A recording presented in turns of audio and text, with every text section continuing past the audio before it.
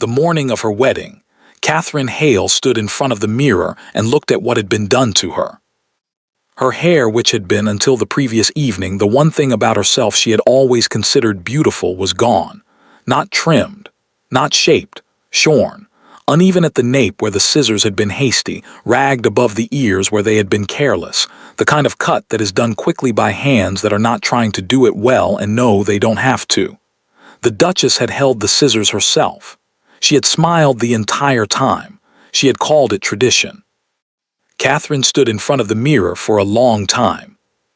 She looked at the woman looking back at her, the bare neck, the uneven ends, the face that was the same face it had always been, and somehow, in this light on this morning, looked older than it had the night before.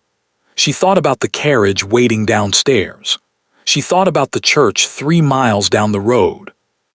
She thought about Edward Ashworth, 6th Duke of Ashworth, who was at this moment presumably dressing for a wedding he believed was proceeding entirely as planned. She put on her wedding dress.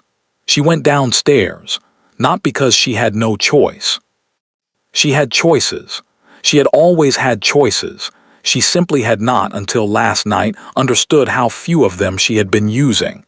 This morning she was going to use one. She was going to walk into that church with her head up and her neck bare and her hair exactly as it had been left, and she was going to look at every person who looked at her, and she was going to understand, from what she saw on their faces, exactly what she was dealing with. Information, she had decided somewhere between the scissors and the mirror, was the beginning of everything. She was going to start collecting it. The invitation had arrived 6 weeks before the wedding. A note from the Duchess of Ashworth, handwritten, correct, warm in the practiced way of a woman who has written thousands of correct warm notes and knows precisely how warm to make each one. It said that it was tradition in the Ashworth family for the bride to spend the eve of the wedding at Ashworth Manor, so that the wedding morning could begin with the full household together. It said that a room had been prepared. It said that Catherine would be most welcome. Catherine had read it twice. She had shown it to her mother, who had said it was a lovely gesture. She had shown it to her father, who had said it was perfectly standard for families of that kind. She had folded it and put it in her writing desk and thought, with the practical instinct she had developed over 24 years of navigating the world with more intelligence than resources. I don't know this woman well enough to know if this is kind. But she had gone. Because you go. Because the wedding is in 6 weeks and the Duke is a man she has agreed to marry and his mother is a woman she is going to live beside for the foreseeable future, and you don't begin by refusing gestures you can't prove are unkind. You go. You watch. You learn. Ashworth Manor was everything she had expected and several things she hadn't. Large, she had expected large. The Ashworth estate was one of the oldest in the county, and carried the particular weight of land that has been held by the same family for so many generations that it has stopped feeling like property and started feeling like geography. The drive was long. The house at the end of it was pale stone, symmetrical, the kind of house that has been added to and modified over centuries and has somehow remained coherent, like a sentence that has been edited many times and still says the same thing. What she hadn't expected was how alive it felt. Fires in every room. Flowers, real ones, not the formal arrangements of a house being presented for inspection, but the loose, generous kind that suggested someone had gone into a garden and cut what was blooming without worrying too much about the result. The smell of something good from the direction of the kitchens. A dog asleep in the entrance hall who opened one eye at Catherine and then closed it again, satisfied. It felt, she thought, like a home. She filed this carefully. Homes had people in them who had made them that way. She wanted to know which person this was. The Duchess met her in the entrance hall. Margaret Ashworth was 61 years old and looked, at first glance, like a woman who had always been comfortable. Not pretty, that was not the word. Pretty was for girls, but handsome in the way of someone who has occupied their face with confidence for long enough that the confidence has become part of the face. She was dressed simply, which Catherine noted. A woman who dressed simply at home and well in public was a woman who understood the difference between performing and being, and knew when each was required. She took Catherine's hands. "My dear," she said, warm, genuine sounding, "I am so glad you've come." She looked at Catherine the way you look at something you have been anticipating, not assessing exactly, but attending to, taking in. Catherine smiled. "Thank you for having me," she said. She looked back. She attended to the Duchess in return. She saw intelligence, certainly. Control, the kind so habitual it had become invisible, the way a hand that is always steering doesn't look like it's steering. Warmth that was present and real, and also, underneath it, purposeful. She filed all of this. She smiled. The evening was pleasant. This was the word Catherine kept arriving at, turning over, finding insufficient but accurate. Pleasant. Dinner was good. The conversation was easy. The Duchess was a skilled conversationalist, curious without being invasive, amusing without performing, the kind of company that makes an evening pass quickly and leaves you feeling you have been well hosted without being quite able to identify any specific thing that made it so. There were no other guests, just Catherine and the Duchess in the small dining room off the main hall, with the good candles and the good wine and the fire doing its warm work in the corner. Edward was not there. "He's at the Pembrokes for the evening," the Duchess said when Catherine arrived and the absence became apparent. "Tradition. The night before the wedding, bride and groom sleep under separate roofs. He'll be at the church tomorrow, of course." A pause, then the warm laugh. "Rather a long night for him, I expect. He's not very patient." Catherine had smiled at this. She had also thought, "I have never seen any evidence of Edward being impatient. But I have not, in the months of our engagement, seen very much evidence of anything. He is a man who reveals himself slowly. Whether this was character or strategy she had not yet determined." After dinner, they sat in the drawing room. The Duchess talked about the wedding, who would be there, the arrangements, the flowers Catherine had chosen, which were apparently causing some consternation with the head gardener who had strong opinions about seasonal appropriateness. She was funny about it. Self-deprecating. She said, "I've learned in 30 years of managing this house that there are precisely 3 people whose opinions about flowers must never be overridden: the gardener, the cook, and the woman who is being married. Everyone else can be ignored." Catherine laughed. She was, she noticed, genuinely enjoying herself. She was also, she noticed, slightly tired. The journey, the evening, the particular effort of being new in a place and attending carefully to everything. "You should sleep," the Duchess said. "Tomorrow is a long day." "Yes," Catherine agreed. She stood. The Duchess stood with her, which was correct, and rang for the maid to show Catherine to her room, which was also correct, and walked with her as far as the foot of the stairs, which was warm. "I'll come and see you in the morning," the Duchess said. "Before you dress, there's something I'd like to do if you'll allow it." "Of course," Catherine said. She did not ask what. Later she would think about this, the not asking. The way the warmth of the evening and the good wine and the practiced ease of the Duchess's company had made the not asking feel like graciousness rather than oversight. She went upstairs. She went to bed. She slept. The Duchess came at 7. Catherine was awake. She was always awake early, earlier than was strictly necessary, the habit of someone who likes the morning before it becomes anything. She was sitting in the chair by the window in her dressing gown, watching the grounds come into focus in the early light, when the knock came. "Come in," she said. The Duchess entered alone. No maid, no tray, no morning tea, none of the apparatus of a morning visit. Just the Duchess in a dark dress, her hair already up, holding something at her side. Catherine looked at what she was holding. Scissors. Long-handled, the good kind, the kind kept sharp. "I won't take long," the Duchess said. She was smiling. The same smile as last night, warm, practiced, genuine-looking. In this family, the night before the wedding or the morning of which we've always found more practical, the bride's hair is cut. She said it the way you say things that are obvious, things that go without saying. It's very old. It means she enters the marriage as herself, not as society has dressed her, not as the world expects her to look, but as she simply is, stripped of all that. The smile warmed further. It's rather beautiful when you understand it. Catherine looked at the scissors. She looked at the Duchess's face. She thought very clearly, this is a lie. She thought there is no tradition. Or if there is a tradition, it is not this one, not these scissors at 7 in the morning with no maid present and no warning given last night. She thought, she is waiting to see what I do. The room was quiet. Outside the grounds were gray-green in the early light, the dew still heavy on the grass, a bird doing something insistent in the oak tree by the wall. Catherine looked at the scissors for one more second. And she would think about this moment for a long time afterward, would turn it over and examine it and try to understand what had made her do it. She made a decision. Not the decision that fear would have made. Not the decision that pride would have made. The decision that information required. I want to see, she thought, exactly what this woman will do when I let her. She sat down in the chair. She said, "Of course."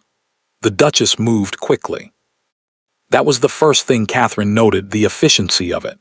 No ceremony, no ritual, none of the slowness that an actual tradition would have carried. She moved like a woman who had something to accomplish before she was interrupted, and the scissors were cold against Catherine's neck, and the sound they made was the sound of something being decided, and it took less than 2 minutes, which was itself the information Catherine needed. 2 minutes, she thought, as the hair fell. A real tradition would have taken longer. She sat very still. She kept her eyes forward on the window, on the gray-green grounds and the oak tree and the persistent bird. She did not look at the Duchess's face, because she knew what she would find there, and she did not want to give her the satisfaction of being looked at. She sat still, and she felt the scissors, and she thought, note everything. The unevenness, the speed, the deliberate roughness at the nape. She could feel the difference. The places where the scissors had been careful and the places where they had not, and the places where they had not were not accident. Note it, she thought, all of it. When the scissors stopped, the Duchess stepped back. There, she said, the warm voice, the warm smile. You look, a pause, honest. Catherine turned her head slightly. She looked at the mirror on the wall, not standing, not making it a performance, just the slight turn of someone checking. She saw. She turned back to the window. Thank you, she said. Her voice was entirely steady. The Duchess left. Catherine sat in the chair for a while after she had gone. She looked at her hands in her lap. She looked at the hair on the floor, more than she had realized, more than it had felt like while it was happening. A considerable amount of hair lying on the dark floorboards in the early morning light. She thought about what she had just allowed. She thought about why. She thought about the smile and the scissors and the 2 minutes and the word honest said in the voice of a woman who had just done something dishonest and found it satisfying. She thought about Edward at the Pembrokes' house, presumably sleeping, unknowing. She thought about the church 3 miles down the road. She thought about the dog in the entrance hall and the fires in every room and the flowers cut without worrying about the result and all the warmth of the previous evening that had been real. She was certain it had been real. It was too consistent, too present, too much of a piece with itself to be entirely manufactured. And she thought, this house is a home, and this woman has been its only inhabitant for 30 years. And last night she was kind to me, and this morning she took scissors to my hair and called it tradition. And she is waiting, right now, to see what I do with that. She stood up. She went to the dressing table. She looked at herself fully, directly, without flinching. The bare neck, the uneven ends, the ears, the face above it all, which was her face, which had not changed. She thought, you have 2 choices. You can walk into that church looking like what she made of you, or you can walk into that church looking like what you decided. She picked up the small brush on the dressing table and smoothed what remained into the best order it would go. She thought, those are not different choices. What she made of you and what you decide on this morning are the same thing. She cut your hair. You are going to walk in anyway, and you are going to watch every face in that room, and you are going to understand exactly what you married into, And then you are going to deal with it. She set the brush down. She rang for her maid. She put on her wedding dress. She did not look at the hair on the floor again. But she picked up a single strand, one long strand, the longest she could find, and wrapped it carefully in her handkerchief and put it in the small bag she was carrying. Not for sentiment, for evidence. You never knew, she had learned from her father, who had been a practical man, when evidence would be useful. She went downstairs. The dog in the entrance hall opened both eyes this time. Catherine paused. She looked at it. It looked at her steadily, without alarm, the way dogs look at things they have already assessed and found acceptable. She thought, at least one creature in this house is being honest with me. She went to the carriage. She went to her wedding. She had let it happen. She had sat still and let the scissors do their work, not because she had no choice. Because she had decided, on a gray morning with hair on the floor and a bird in the oak tree and the smell of someone else's house around her, that the most dangerous thing she could do was let this woman believe she had won, and then prove, slowly and completely and without a single raised voice, that she hadn't. The scissors were the beginning. Catherine intended to be the end. The carriage ride to the church took 23 minutes. Catherine knew this because she counted, not the minutes exactly, but the landmarks. The gate at the end of the Ashworth Drive. The fork where the road divided toward the village. The stone bridge over the narrow river that ran brown and quick in the early spring. The line of elm trees that meant the church was coming. She counted them the way she counted everything on mornings that required steadiness.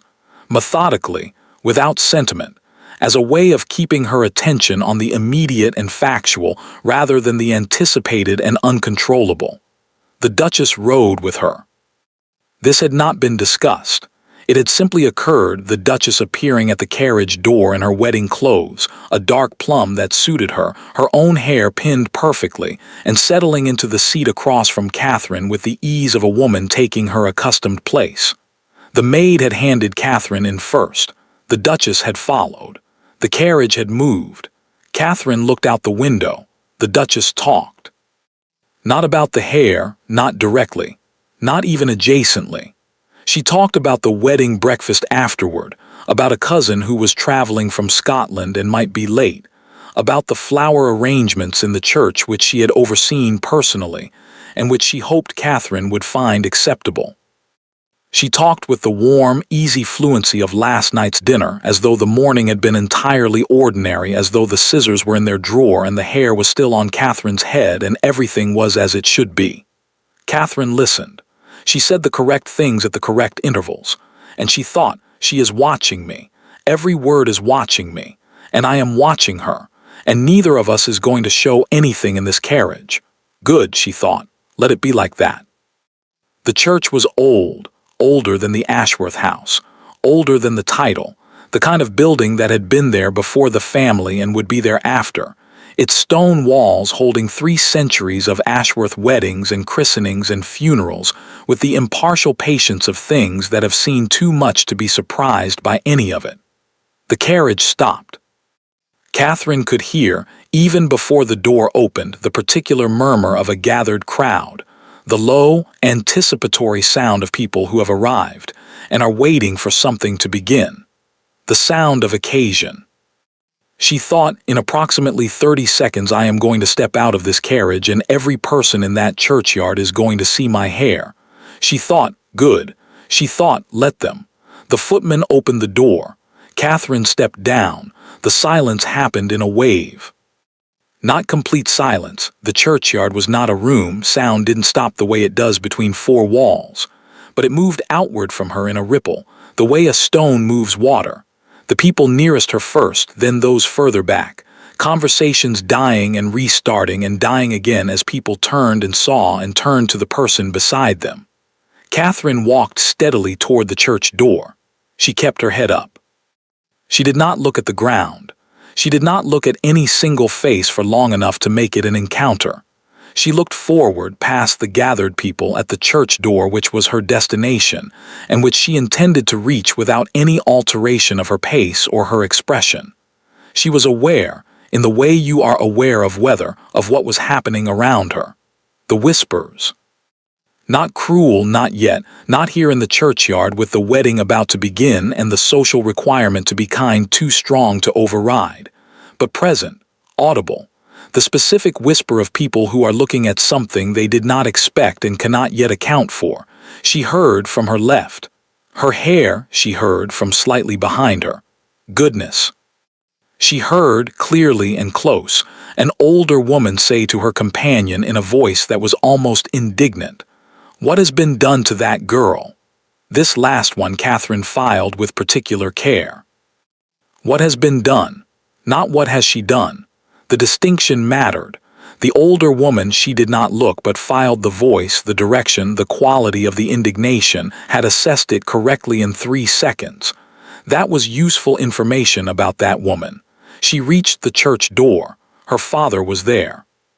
He saw her, and his face did something that he could not control and did not try to, which was the one thing about her father that Catherine had always loved unconditionally. He was not a man who managed his face. What he felt arrived on it immediately and completely, without filter. What arrived now was shock, and then, moving across it too quickly to be stopped, a fury so clean and so total that it was almost beautiful. He knew. He had not been told. He had not expected it, but he looked at his daughter's hair and he knew, immediately, completely, without needing to be informed, what had happened and who had done it. His hands, Catherine noticed, were very still at his sides. The stillness of a man keeping himself in place by deliberate effort. "Catherine," he said. "Papa," she said. A pause, brief, complete, everything in it. He offered her his arm. She took it. They walked into the church. The church was full. 200 people, the Ashworth family, the Hale family, the county families who attended these things as a matter of social fabric, the neighbors and the distant relations, and the people whose connection to either family was tenuous enough that Catherine had not been entirely sure why they were invited and had understood upon asking that they simply were, that this was how it was done. 200 people, and Catherine walked up the aisle on her father's arm and felt the wave move ahead of her again, the same ripple as the churchyard, the conversations dying and the heads turning and the whispers beginning. She looked forward. She looked at the altar. She looked, because she could not look at Edward. He was standing at the altar with his back partly to her, the standard position, the groom not turning until the bride is close, the convention of not looking until the moment requires it. But someone near him must have made a sound, or he must have felt the change in the room's attention, because he turned before she was halfway up the aisle. He turned and he looked at her. Catherine had been preparing herself, in the 40 steps between the church door and the halfway point, for what she might see on his face. She had considered the possibilities with the practical thoroughness she applied to unpleasant problems. She had considered, foreknowledge, the expression of a man who had been told what to expect and had composed himself accordingly, the controlled neutrality of someone performing surprise they do not feel. She had considered indifference, the possibility that he had known and had not thought it worth mentioning, had decided it was his mother's business and therefore not his, the expression of a man who has delegated and is not troubled by what the delegation produced. She had considered complicity of the comfortable kind, not planned, not desired, but enabled, the expression of a man who had known what his mother was capable of and had brought a woman into her reach anyway and had chosen not to think too hard about what that meant. She had been prepared for all of these. She had not been prepared for what she actually saw. Edward Ashworth's face, when he turned and saw his bride walking toward him in her wedding dress with her hair cut ragged above her ears and her neck bare and her head absolutely level, went through 3 things in rapid succession. The first was shock. Not performed shock, not the wide eyes and the parted mouth of someone executing surprise. The real kind, the kind that arrives before the person is ready for it, the kind that moves through the face like weather and is gone before it can be managed. Catherine had been watching faces her entire life, and she knew the difference between the two, and this was real.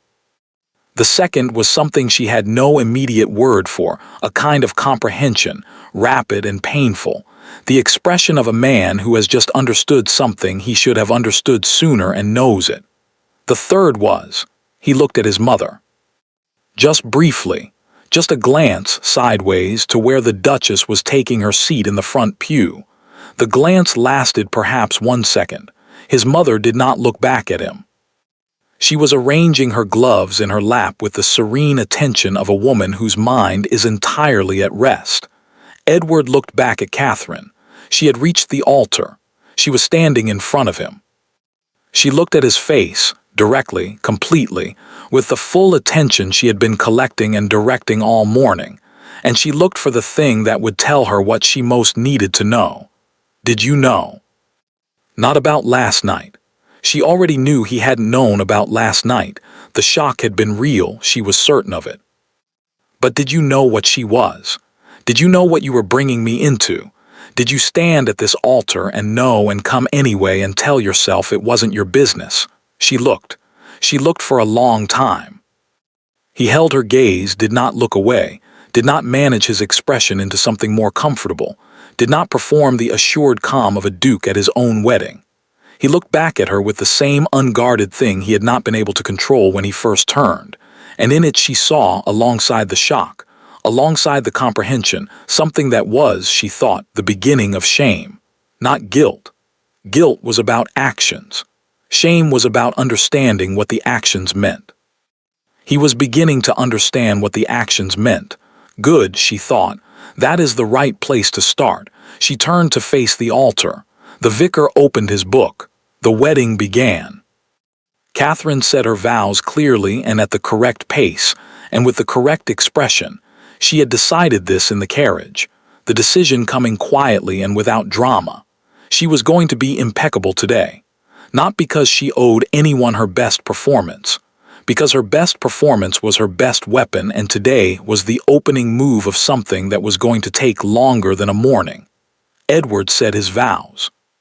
He said her name, Catherine, and his voice was steady, but she heard something in it that had not been in his voice in any of their prior conversations, in any of the correct, pleasant, somewhat distant interactions of their 6-month engagement.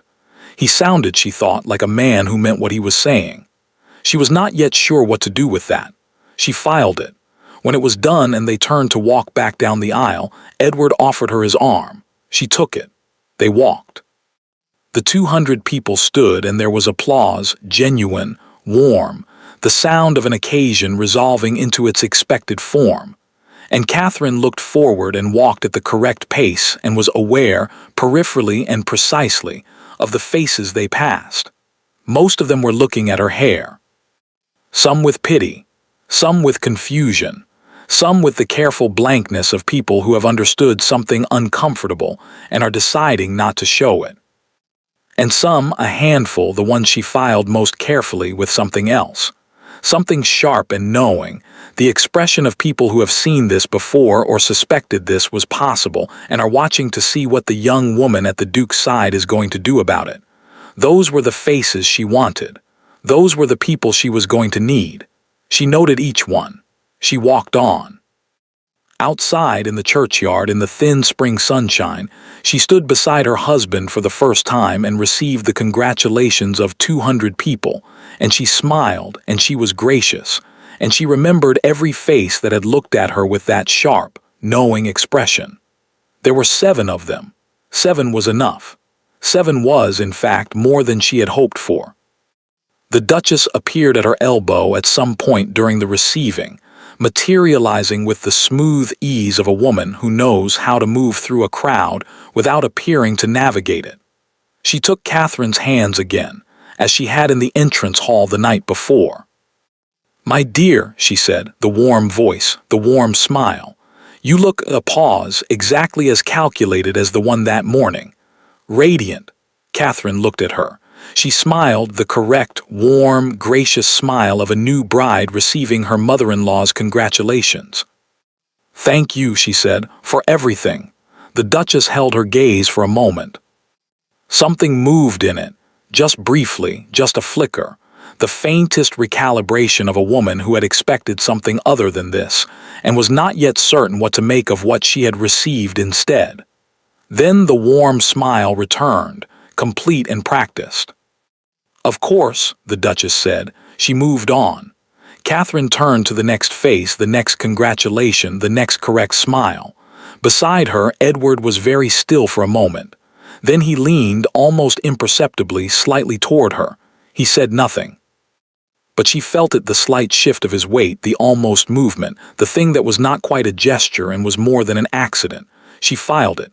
She smiled at the next face. She was, she thought, going to be very busy in the coming months.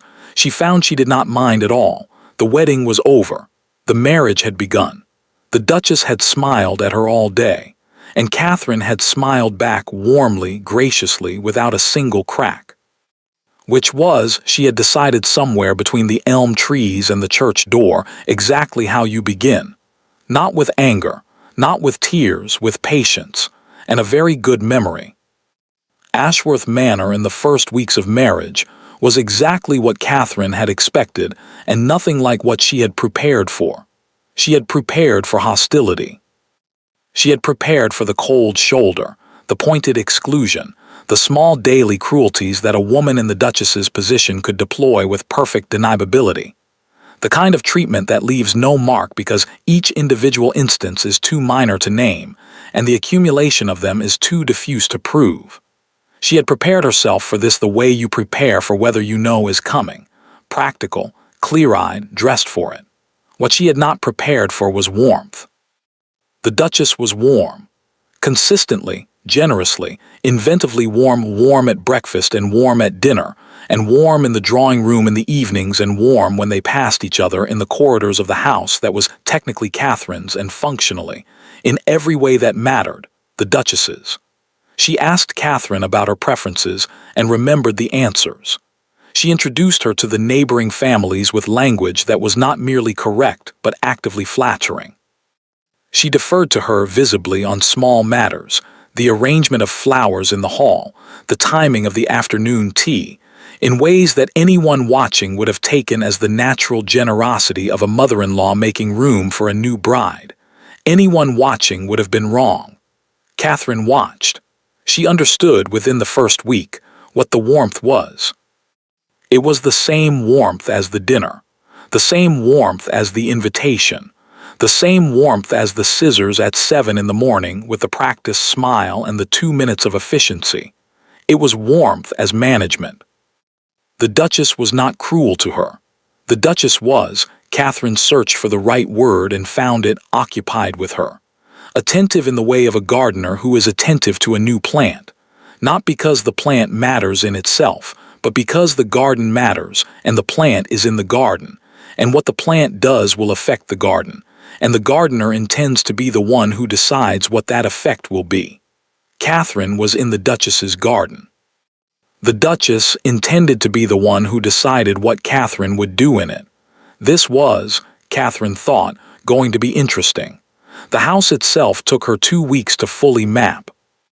Not the physical layout, that she had understood within 3 days, having walked every corridor and opened every door that was not locked and made note of the ones that were. The physical house was large but not complicated. The social house was another matter entirely. The social house was the Duchess. Every relationship in Ashworth Manor ran through her.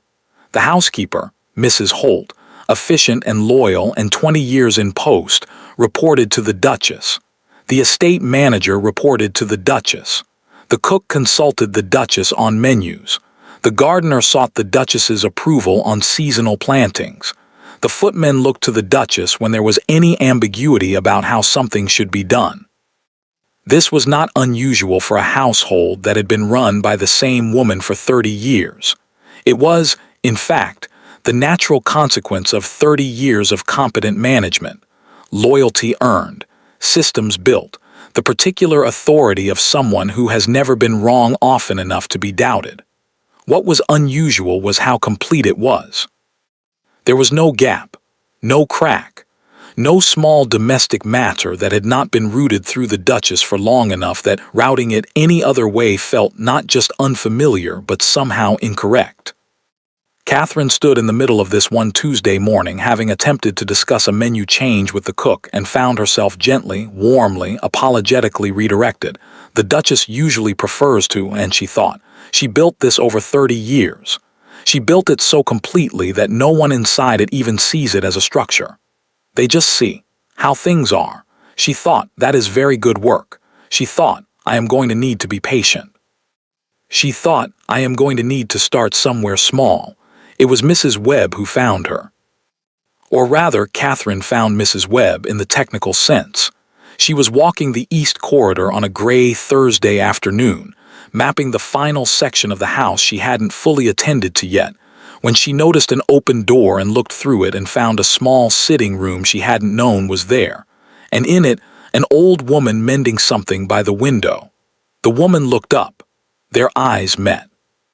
And Catherine saw, immediately and without question, the way you sometimes see things in faces before you have any reason to trust the seeing, that this woman was looking at her differently from everyone else in the house.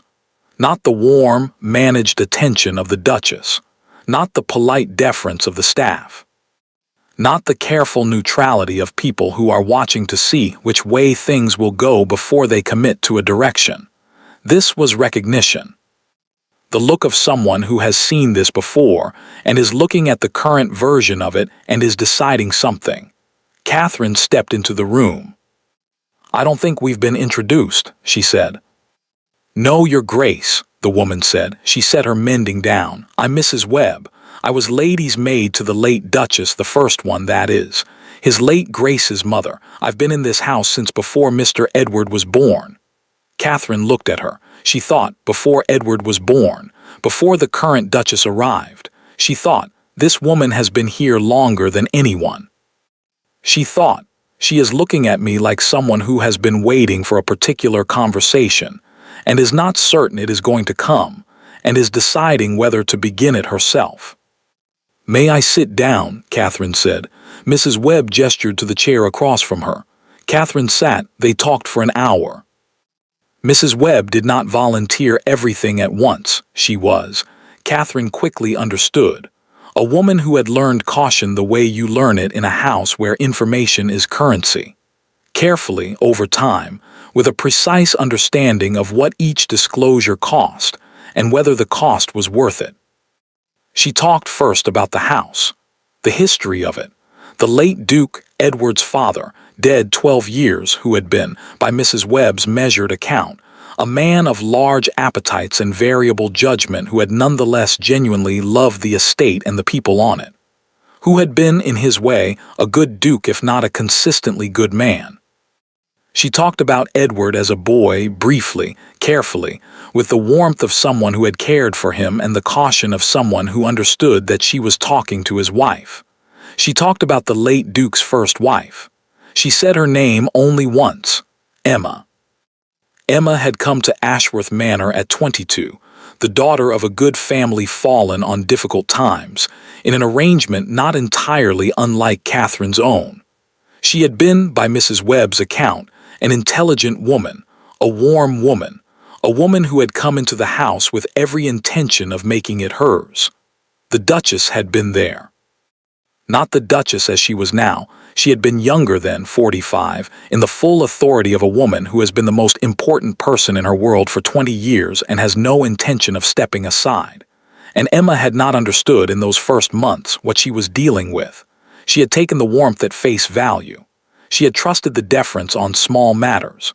She had believed that the house was becoming hers because she was being allowed to think so. By the time she understood, it was too late. Not too late to leave. Emma had eventually left 3 years in quietly, without announcement, moving to a small house in the village where she had lived, as far as Mrs. Webb knew, ever since. But too late to fight. She had left because the alternative was to remain in a house where she was invisible in a way that no one outside could see, where every relationship had been quietly foreclosed, where she had found herself, after 3 years, completely alone in a room full of people. She was worn down, Mrs. Webb said.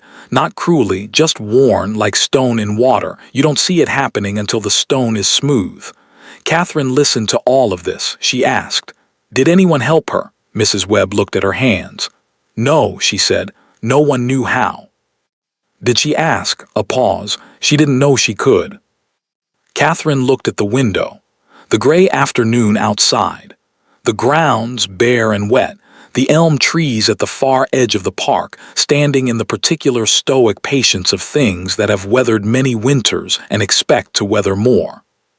"Where is she now?" she said. 3 miles from here," Mrs. Webb said. "Linton Cottage, past the south gate. She never left the county." Catherine turned to look at her. She stayed. "She had nowhere else to go," Mrs. Webb said.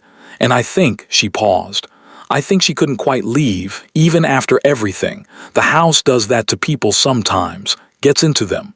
Catherine looked back at the window.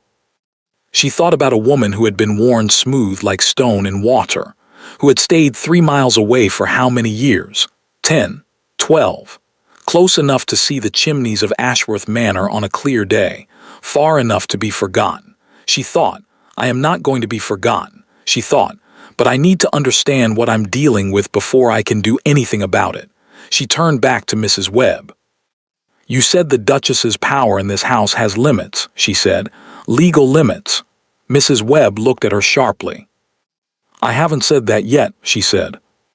"No," Catherine said, "but you were going to." A long pause. Then Mrs. Webb smiled, small, private.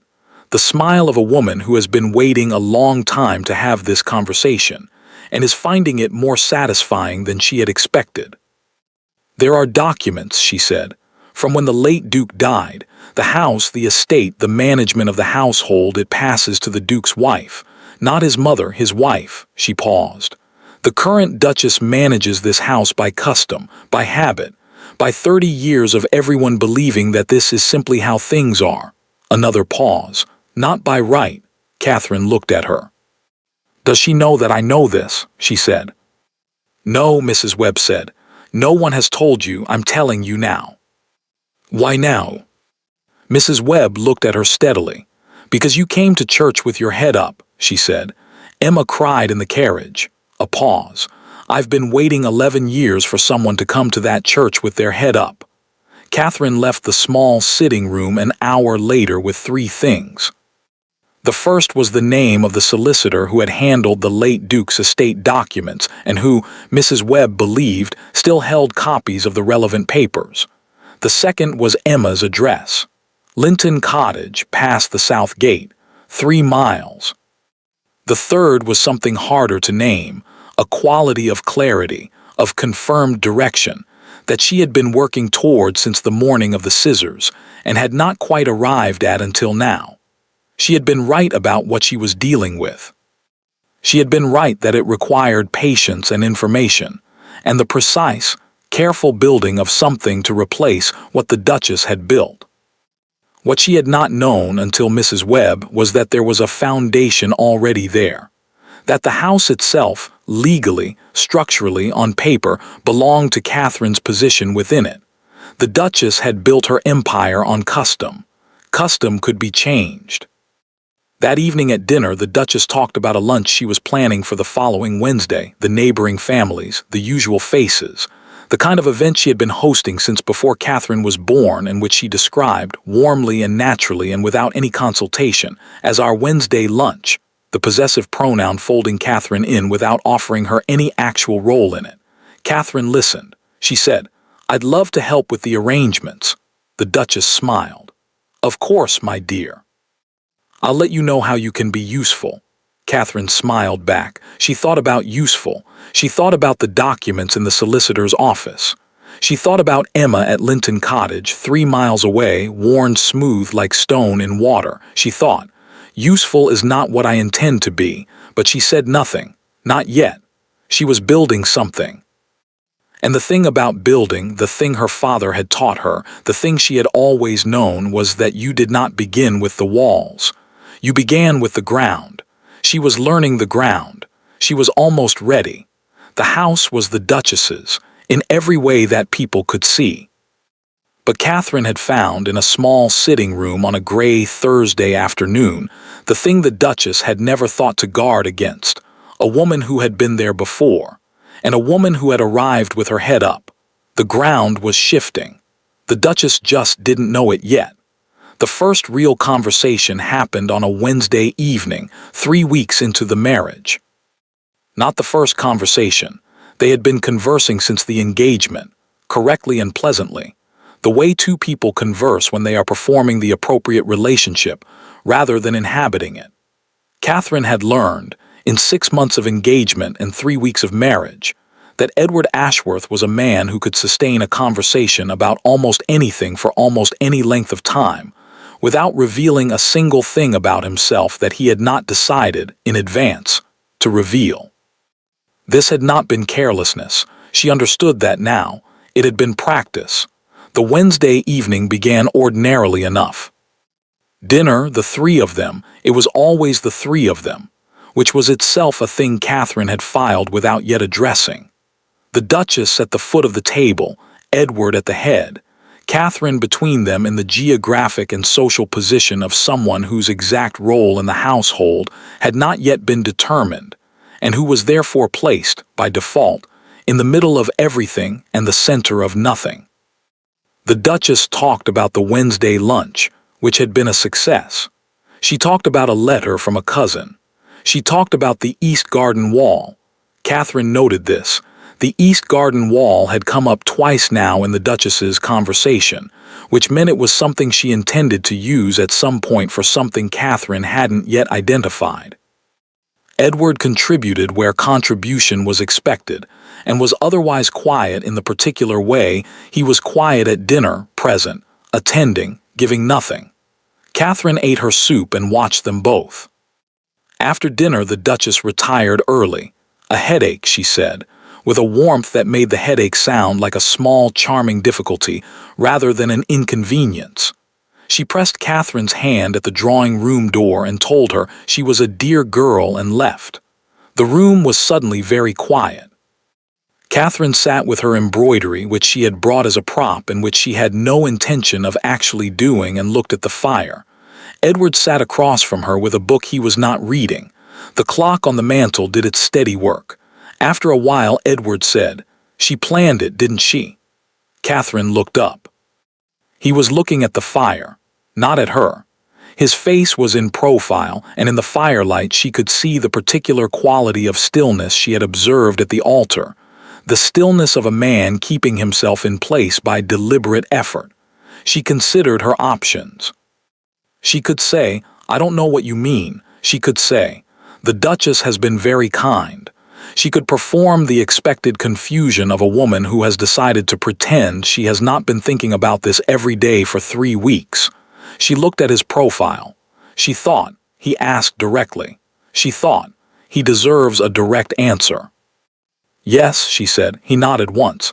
The fire shifted. Outside the wind moved in the elm trees. "Did you know?" Catherine said. Not the larger question, not yet, not the one she had been holding since the church. The specific one, the contained one, the night before the wedding and the scissors and the 7 in the morning. "No," he said, "not that specifically." He paused.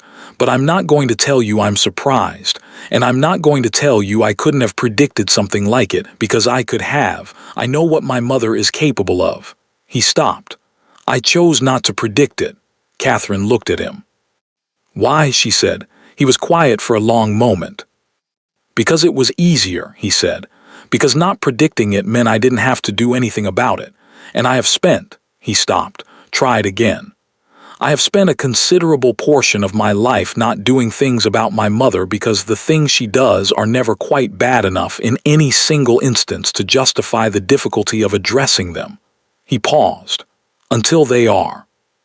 The last 2 words landed differently from the rest, heavier, more considered.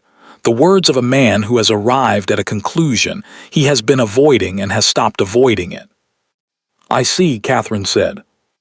"I don't expect you to find that acceptable," he said. "No," she said, "it isn't acceptable." He nodded again, the same single nod as before. The nod, she was beginning to understand, of a man absorbing something he has decided not to deflect. "I know," he said. They sat with that for a while. The fire, the clock, the wind in the elm trees, the book in his hands that neither of them was pretending he was reading anymore. Catherine thought about what Mrs. Webb had said. Emma didn't know she could ask.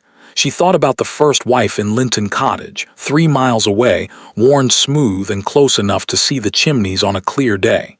She thought about the wedding and the 7 faces and the sharp, knowing eyes of people who had understood something immediately. She thought, "I am not going to do this the way Emma did it." She thought, "And I cannot do it without him." Not because she needed him to rescue her, she had been very clear with herself about this, had drawn the line firmly in her mind. She did not need rescue. She was not in the business of waiting to be rescued. She was in the business of building something, and she was going to build it, and she was going to do it with or without him. But with him would be faster. And more to the point. He was her husband, and she was beginning to believe, a better man than he had yet managed to be, and the question of whether he was going to become that better man was. She was honest enough to admit this, privately, by the fire in the quiet of a Wednesday evening, not entirely without interest to her. "I want to ask you something," she said. He turned to look at her. "When you decided to marry me," she said, "not the arrangement, I know about the arrangement.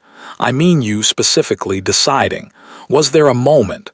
Did you choose it, or did you simply not object to it?" He looked at her for a long moment. "I chose it," he said. "Why?" Another pause. This one longer, the considering pause, the one she had started to recognize as the place where he was deciding whether to say the real thing or the acceptable thing. He said the real thing. "Because when I met you," he said, "you asked me 3 questions in the first conversation, not polite questions, questions you actually wanted answers to. And when I gave you an answer you weren't satisfied with, you said so." He paused. "No one does that, not to me, not directly like that without managing it." Catherine looked at him. "I thought," he said, "that someone who talked to me like that might eventually—" He stopped. "I thought it might be good for me." He said it with the slight self-deprecation of a man who is aware that this is an incomplete reason for marriage and is not trying to pretend it's more than it is. "That's not a very romantic reason," Catherine said. "No," he agreed, "it isn't." "It's an honest one," she said. He looked at her. "Is that enough?" She thought about it. "For now," she said, "yes." The fire had burned lower when she said, "Your mother has been doing this for 30 years. He didn't pretend not to know what she meant. "Yes," he said. "To everyone. To the women in this house. Yes." He paused. "My father's first wife. My father's sister when she came to stay for a season. The wives of the estate staff in smaller ways." He looked at the fire. "My mother is very good at defining the space available to people, making it smaller over time, so gradually that the person doesn't realize it's happening until they find they can't move." "Like stone in water," Catherine said. He looked at her sharply. She had said more than she intended.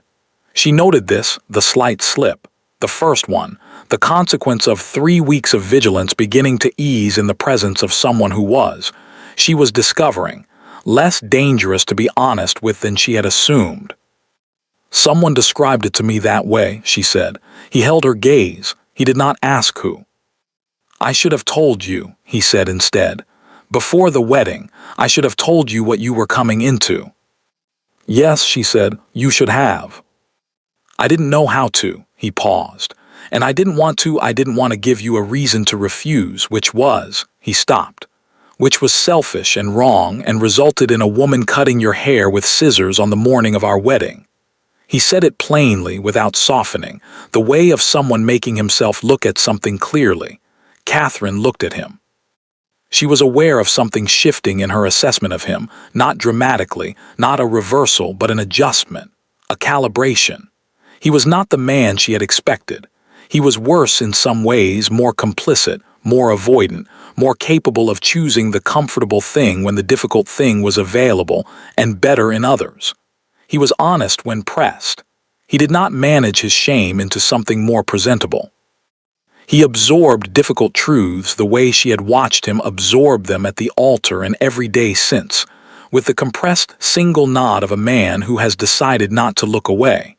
That was something. It was not nothing. "I have conditions," she said. He looked at her. "I am your wife," she said.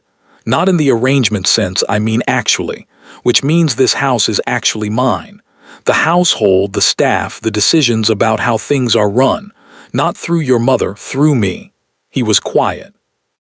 "I know that's not how it currently is," she said. "I know it will need to change. I know that changing it will be difficult and that your mother will not receive it easily." She paused. "I am not asking you to do it for me. I am asking you to not stand in my way while I do it." "And if I can do more than not stand in your way," he said. She looked at him. "Then do more," she said. "But don't promise it unless you mean it. I would rather know exactly what I have than think I have more than is real." He nodded. The real nod this time, not the compressed, absorbing one, but something more open. The nod of a man making a decision. "You have more than is real," he said. "I mean that. I don't know yet exactly what I'm capable of, but I know that what I have been doing is wrong, and I know that I am not going to keep doing it." He paused. "That is not a promise about outcomes. It's a promise about intent." "Intent is where it starts," Catherine said. "Yes," he said. She looked at the fire. She thought, he is going to disappoint me at some point. He is going to choose the easy thing when the difficult thing is what's needed, because that is what he has always done, and it is not a habit that breaks in a single evening. She thought, I know that. I am accounting for it. She thought, he is also sitting here at 10:30 on a Wednesday having this conversation instead of managing his way out of it, which is new, and which is something. "There's something I need to do tomorrow," she said. "Alone. I'm going to take the small carriage and go out in the morning, and I won't be back until afternoon." He looked at her. She could see the question on his face, where, why, and she watched him decide not to ask it.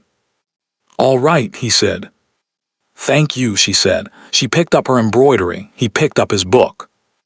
They sat together by the fire for another hour, and it was not the silence of distance, and it was not yet the silence of comfort, but it was something in between, something with potential in it, something that was, she thought, the very earliest beginning of what she had meant when she wrote in her journal.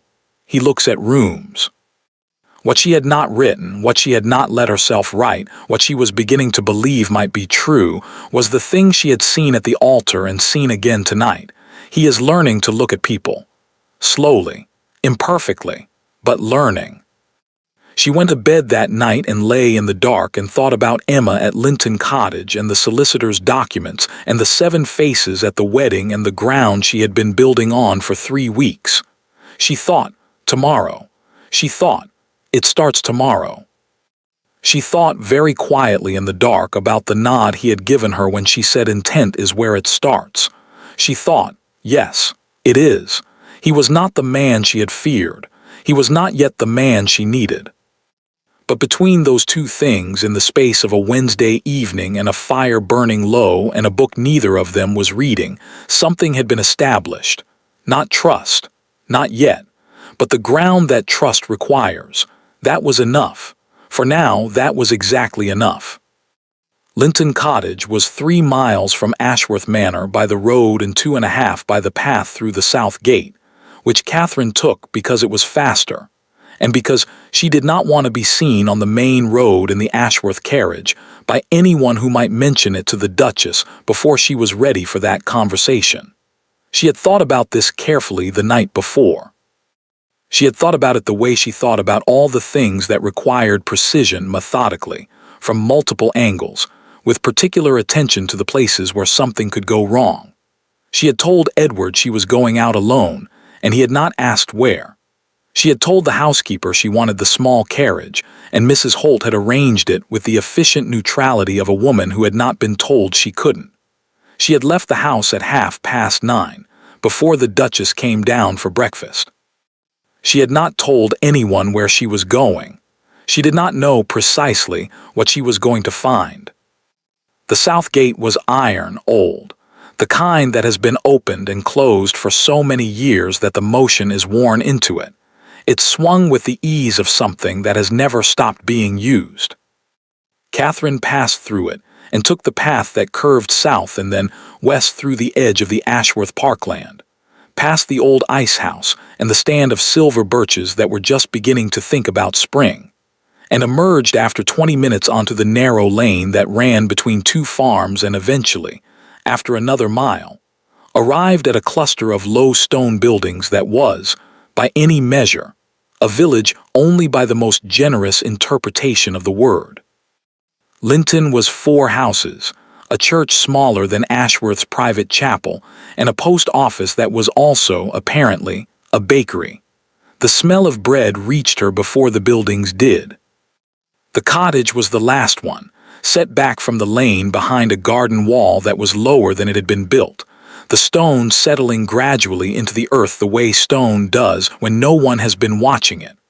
The gate in the wall was wood, old, painted once in a color that had faded to a pleasant, indeterminate gray. Catherine stopped outside it. She thought, there is a woman on the other side of this gate who came to Ashworth Manor the way I came, who stood at that altar the way I stood, who was worn smooth and eventually left and has been 3 miles away for 11 years. She thought, she might not want to see me. She thought, I would not want to see me in her position. She pushed open the gate and went in. The woman who answered the door was not what Catherine had expected. She had constructed, without meaning to, a picture of Emma from Mrs. Webb's account, the worn smooth, the gradual erosion, the quiet exit into a small house and a smaller life. She had imagined someone diminished, someone carrying the particular quality of people who have been reduced. Emma was 51 years old and she looked alive. Not dramatically, not the alive of someone who had rebuilt themselves spectacularly. The quieter, more durable alive of someone who had found, in the absence of the thing that had been damaging them, the space to simply be themselves again. Her face had lines in it that were not unhappy. Her hair was gray at the temples and she hadn't troubled to disguise it. She was wearing a gardening apron over her dress, which meant Catherine had caught her mid-task, which meant she had come to the door regardless. She looked at Catherine. She said, "You're the new Duchess." "Yes," Catherine said. Emma looked at her for a moment. Then she stepped back and opened the door wider. "Come in," she said. The cottage was small and absolutely itself. Not Ashworth Manor, nothing like Ashworth Manor. Not in scale or arrangement or the particular quality of a house that has been managed rather than lived in. This was a house that had been lived in, thoroughly and without apology, by a person who had made her own decisions about what mattered. Books everywhere, not arranged, not displayed, simply present, on shelves and tables and the windowsill, and one pile on the floor beside a chair that was clearly the chair Emma used. A desk in the corner with something half-written on it. 2 cats, one asleep on the hearthrug and one watching Catherine from the top of the bookshelf, with the judicial expression of a cat that has not yet decided whether a visitor is welcome. Emma made tea without asking whether Catherine wanted it. They sat at the kitchen table. There was a brief silence of the kind that occurs between people who have come to say something and are deciding where to begin. Emma began. "She's still there," she said. It was not a question. "Yes," Catherine said. "Still running the house?" "Yes." Emma looked at her tea. "How long have you been married?" 3 weeks, a pause, "and you found your way here already." She looked up. "You're faster than I was." "I had help," Catherine said. "Mrs. Webb." Something moved across Emma's face, brief, warm, the expression of someone hearing a name they associate with genuine kindness. "She's still there too," she said. Not a question either. "Yes," Catherine said. "She's been there since before Edward was born." She was kind to me, Emma said, in the ways she could be, which weren't very many given the circumstances. She paused. She couldn't say anything directly, but she would find ways to let me know I wasn't imagining things. When you've been told often enough and cleverly enough that you're imagining things, someone letting you know you're not is considerable. Catherine thought about Mrs. Webb in the small sitting room. I've been waiting 11 years for someone to come to that church with their head up. The patience of it. 11 years of waiting for the next one, watching the door, finding the ways she could. She told me about you, Catherine said, about what happened. She told me there were legal documents that the management of the household passes by right to the Duke's wife. Emma looked at her. She told you that? Yes. She didn't tell me that, Emma said quietly. She didn't know it then, or she didn't think I was ready to hear it, or she stopped, set her cup down. It wouldn't have helped me, she said. Even if I'd known, I didn't know how to use it. I didn't know how to fight. I'd never had to fight for anything before, and by the time I understood that I needed to, I was already. She looked at her hands. Tired. I was very tired. Catherine looked at her. She thought about 3 miles. 11 years. The chimneys of Ashworth Manor visible on a clear day. She thought about the word tired, not the tiredness of an evening or a week, but the deeper kind. The tiredness that comes from being managed and minimized and worn at until you have nothing left to resist with. She thought, this is what the scissors were. Not a single cruelty. The beginning of a process. You arrive at the wedding already diminished, already uncertain, already having been shown, before the marriage has even technically begun, that this house has a woman in it who will take things from you that you thought were yours and call it tradition and smile while she does it. You arrive already tired. That was the plan. She cut my hair, Catherine said, the morning of the wedding. Emma looked up. She said it was tradition, a long pause. She told me, Emma said slowly, that my dress was wrong the night before, that the color was unlucky in this family and she had something else I could wear. She paused. It was gray, plain gray, like a servant's Sunday dress. She had it laid out and waiting, and she was so certain, so warm, so genuinely kind-seeming about it that she stopped. I wore it. I wore gray to my own wedding because she told me to, and I didn't yet know how to say no to her. The kitchen was very quiet. One of the cats jumped down from the bookshelf and walked to the door and sat looking at it, as cats do, as though outside had become suddenly interesting, and it was waiting for someone to notice. She finds the thing, Emma said, the one thing you have, and she takes it, not to be cruel or not only to be cruel, to show you at the beginning what the shape of things is, that she is the one who decides what you have and what you don't. She looked at Catherine. For me it was the dress, for you it was your hair. Yes, Catherine said. And what did you do? Catherine looked at her. I went to the church anyway with my head up. Emma held her gaze for a long moment, then she said, Good. They talked for 2 hours. Emma talked about the 3 years at Ashworth Manor the way you talk about something that happened in another life. Not without feeling, but with the distance of someone who has had enough time to see the shape of it rather than just the inside. She was precise and unsentimental in a way that Catherine recognized as the product of long private thinking. The kind you do in a quiet cottage with cats and books, and the distance of 11 years.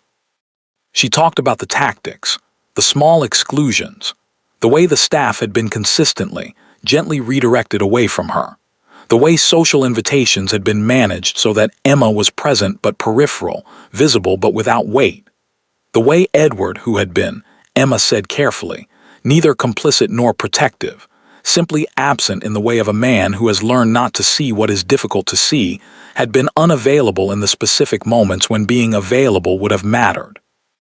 He's not a cruel man, Emma said. I want to be accurate about that. He's not his mother. He's a man who learned very early that the easiest way to live in that house was to not look too closely at certain things. And that became, she searched for the word, a habit, a very deep habit. I know, Catherine said. We talked about it. Emma looked at her. He admitted it. Yes. A pause. He didn't admit it to me, not once in 3 years. She was quiet for a moment. But then I didn't ask him directly. I thought if I asked directly it would become real. I kept hoping it would resolve itself. She looked at her hands. Things like that don't resolve themselves. No, Catherine said, they don't. You're going to fight her, Emma said. It was not quite a question. Yes, Catherine said. How? Catherine thought about the ground she had been building for 3 weeks. The names she had learned, and the system she had mapped, and the 7 faces at the wedding and Mrs. Webb in the small sitting room, and the solicitor's documents, and the East Garden wall that kept coming up in the Duchess's conversation. Slowly, she said, on her own terms. Emma looked at her for a long moment. The documents, she said. You're going to use the legal basis. Eventually, Catherine said, but not first, not as an opening move. If I come in with legal authority, the first thing she'll do is make me look like someone who came to her son's house with a weapon. The sympathy goes to her. She paused.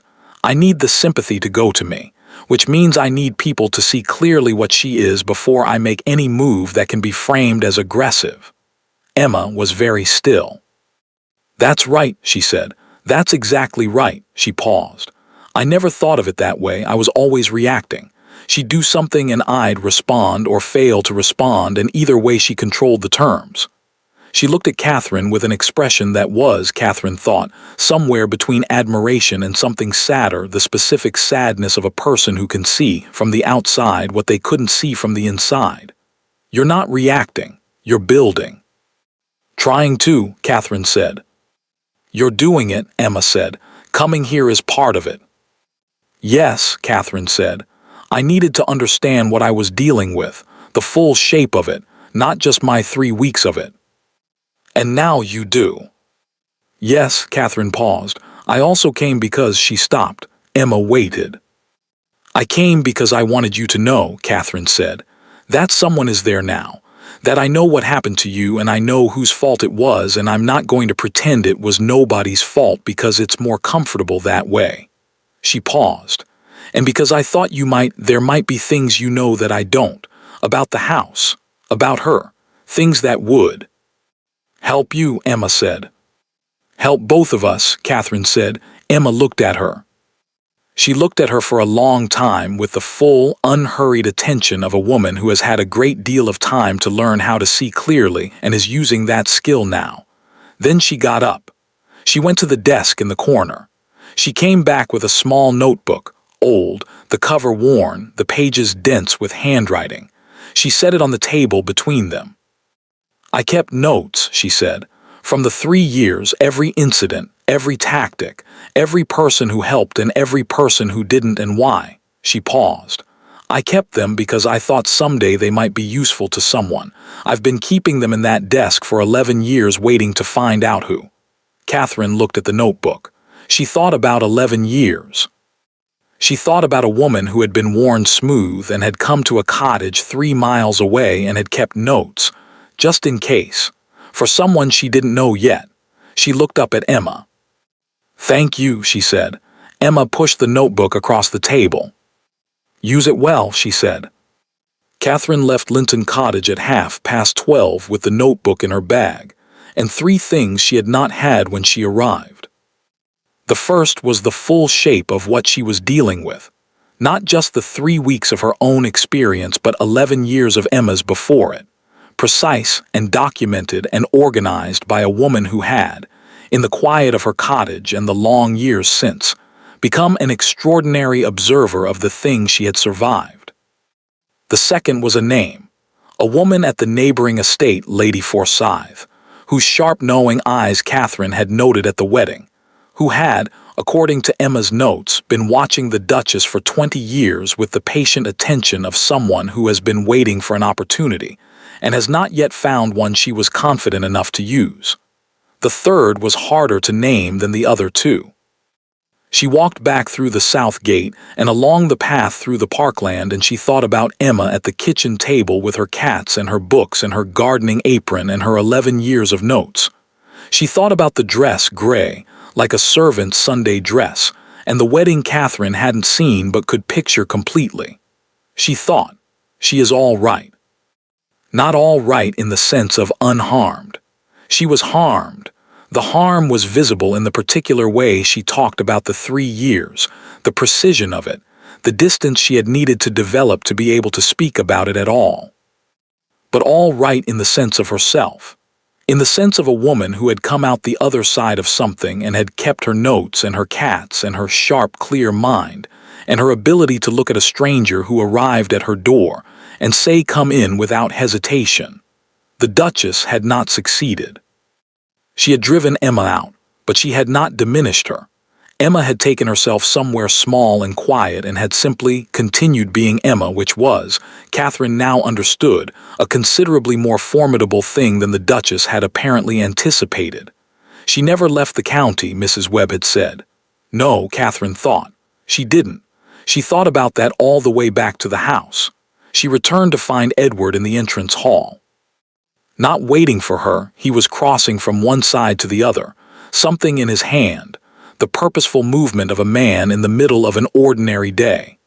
But he stopped when she came through the door, and he looked at her, and she saw him assess the small bag she was carrying, the slight additional weight of a notebook, and choose not to ask.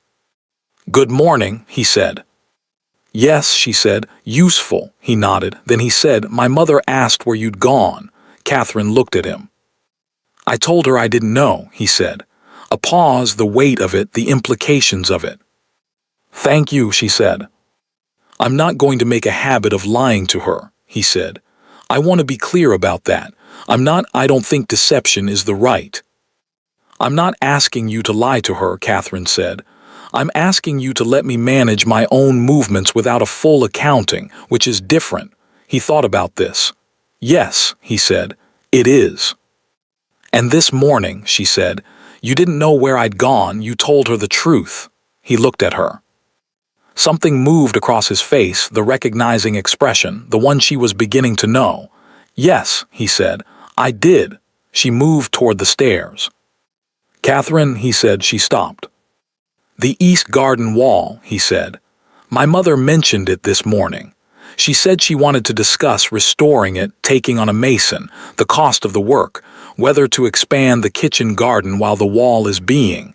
He stopped. He was looking at her with the particular expression of a man who has just, in the middle of a sentence, understood something he did not understand when he began it. "She's going to propose a project," Catherine said, "something that requires spending, something that establishes her authority over the house accounts." He stared at her. "She's been mentioning the wall for 2 weeks," Catherine said, "building to it." He was very still. "I've been watching her do it," Catherine said, "letting her build to it, because I wanted to know what the project was going to be before she proposed it, so that, when she does, I know exactly what I'm dealing with." He looked at her for a long time. "You've been," he stopped. "For 3 weeks you've been." "Learning the ground," she said. "Yes." She went upstairs. Behind her she heard him stand very still for a moment in the entrance hall. Then she heard him laugh. Not loudly, not with any particular theater, just a short, quiet, genuine sound, the laugh of a man who has realized something that has genuinely surprised him and is not trying to suppress the surprise.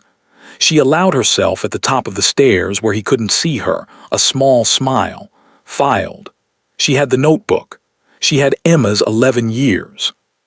She had Lady Forsyth's sharp eyes and the solicitor's documents and the east garden wall and a husband who had told his mother the truth, and then stood in the entrance hall and laughed.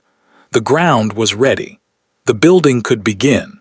The east garden wall came up on a Thursday. Not at dinner, the Duchess was too skilled for that, too practiced in the art of timing. She brought it up in the morning room at 11 o'clock, when Catherine and she were alone together over correspondence, and the light was good and the fire was warm and everything felt, as it generally did in the Duchess's company, pleasant and easy and entirely without edge. She said, "I've been thinking about the east wall." Catherine set down her pen. "Oh," she said. "It needs repointing rather urgently, I think. And while the mason is there, it seems sensible to think about extending the kitchen garden wall further south.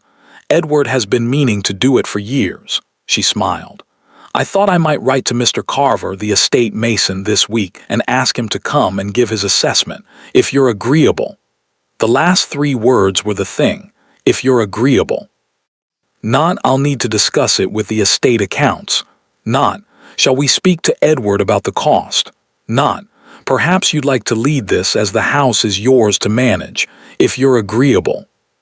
The framing of someone asking permission from a guest, from someone whose role in the household is undefined and deferential and has no particular authority over anything. Catherine looked at her. She thought about 3 weeks of watching this. She thought about Emma's notebook, which she had read in its entirety over 2 evenings, annotating it in the margins with her own observations about which patterns she had already seen and which she hadn't encountered yet. She thought about the Thursday lunch she had been learning to attend. She thought about Lady Forsyth's sharp eyes. She thought, not yet. Not this one. This one was not the moment. The moment required an audience. Of course, she said warmly. That sounds very sensible. Shall I write to Mr. Carver, or would you prefer to? The Duchess smiled. I'll do it, she said. I know his schedule.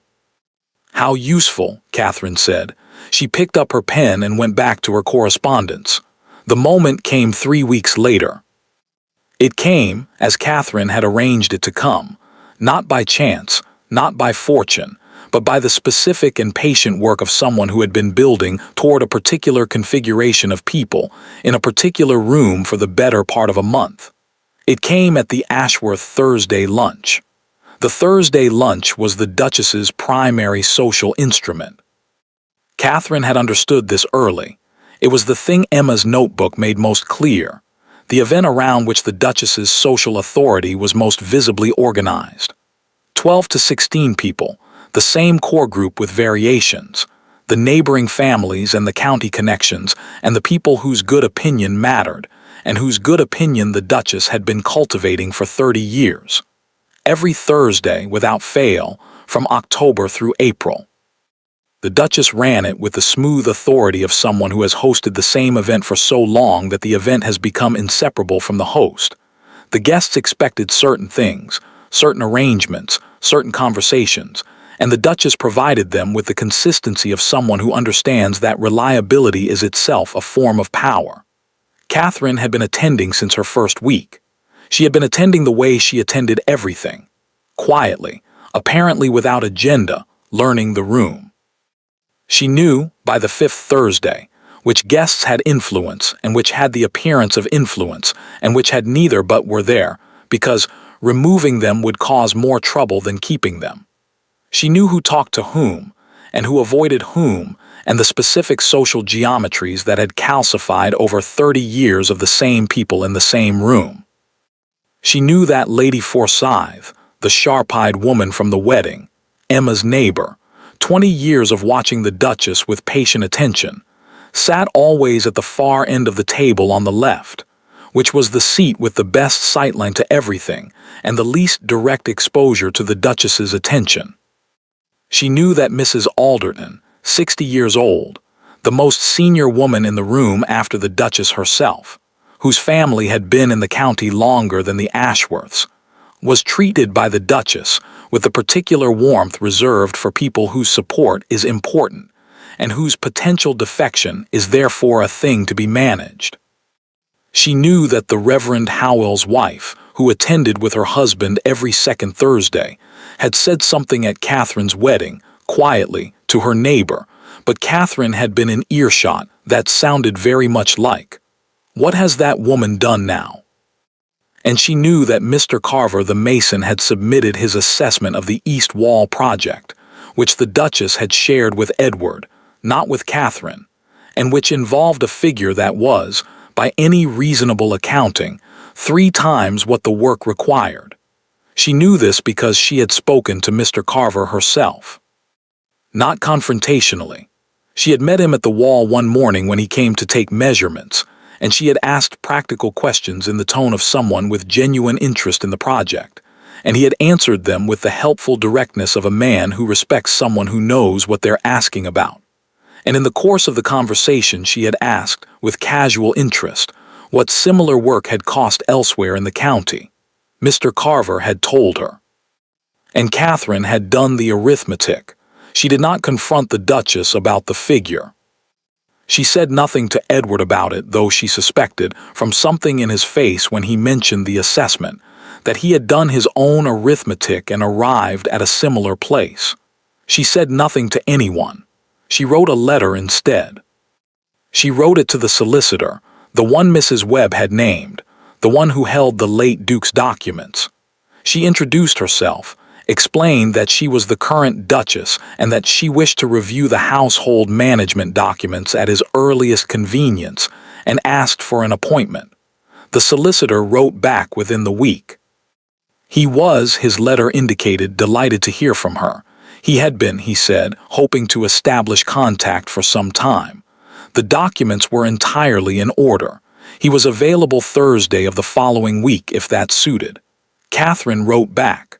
Thursday suited very well, but before Thursday came the Thursday lunch. The specific Thursday lunch for which Catherine had been, with the patience and precision of someone who has been planning a single move on a very long board, arranging the pieces. Lady Forsyth was there.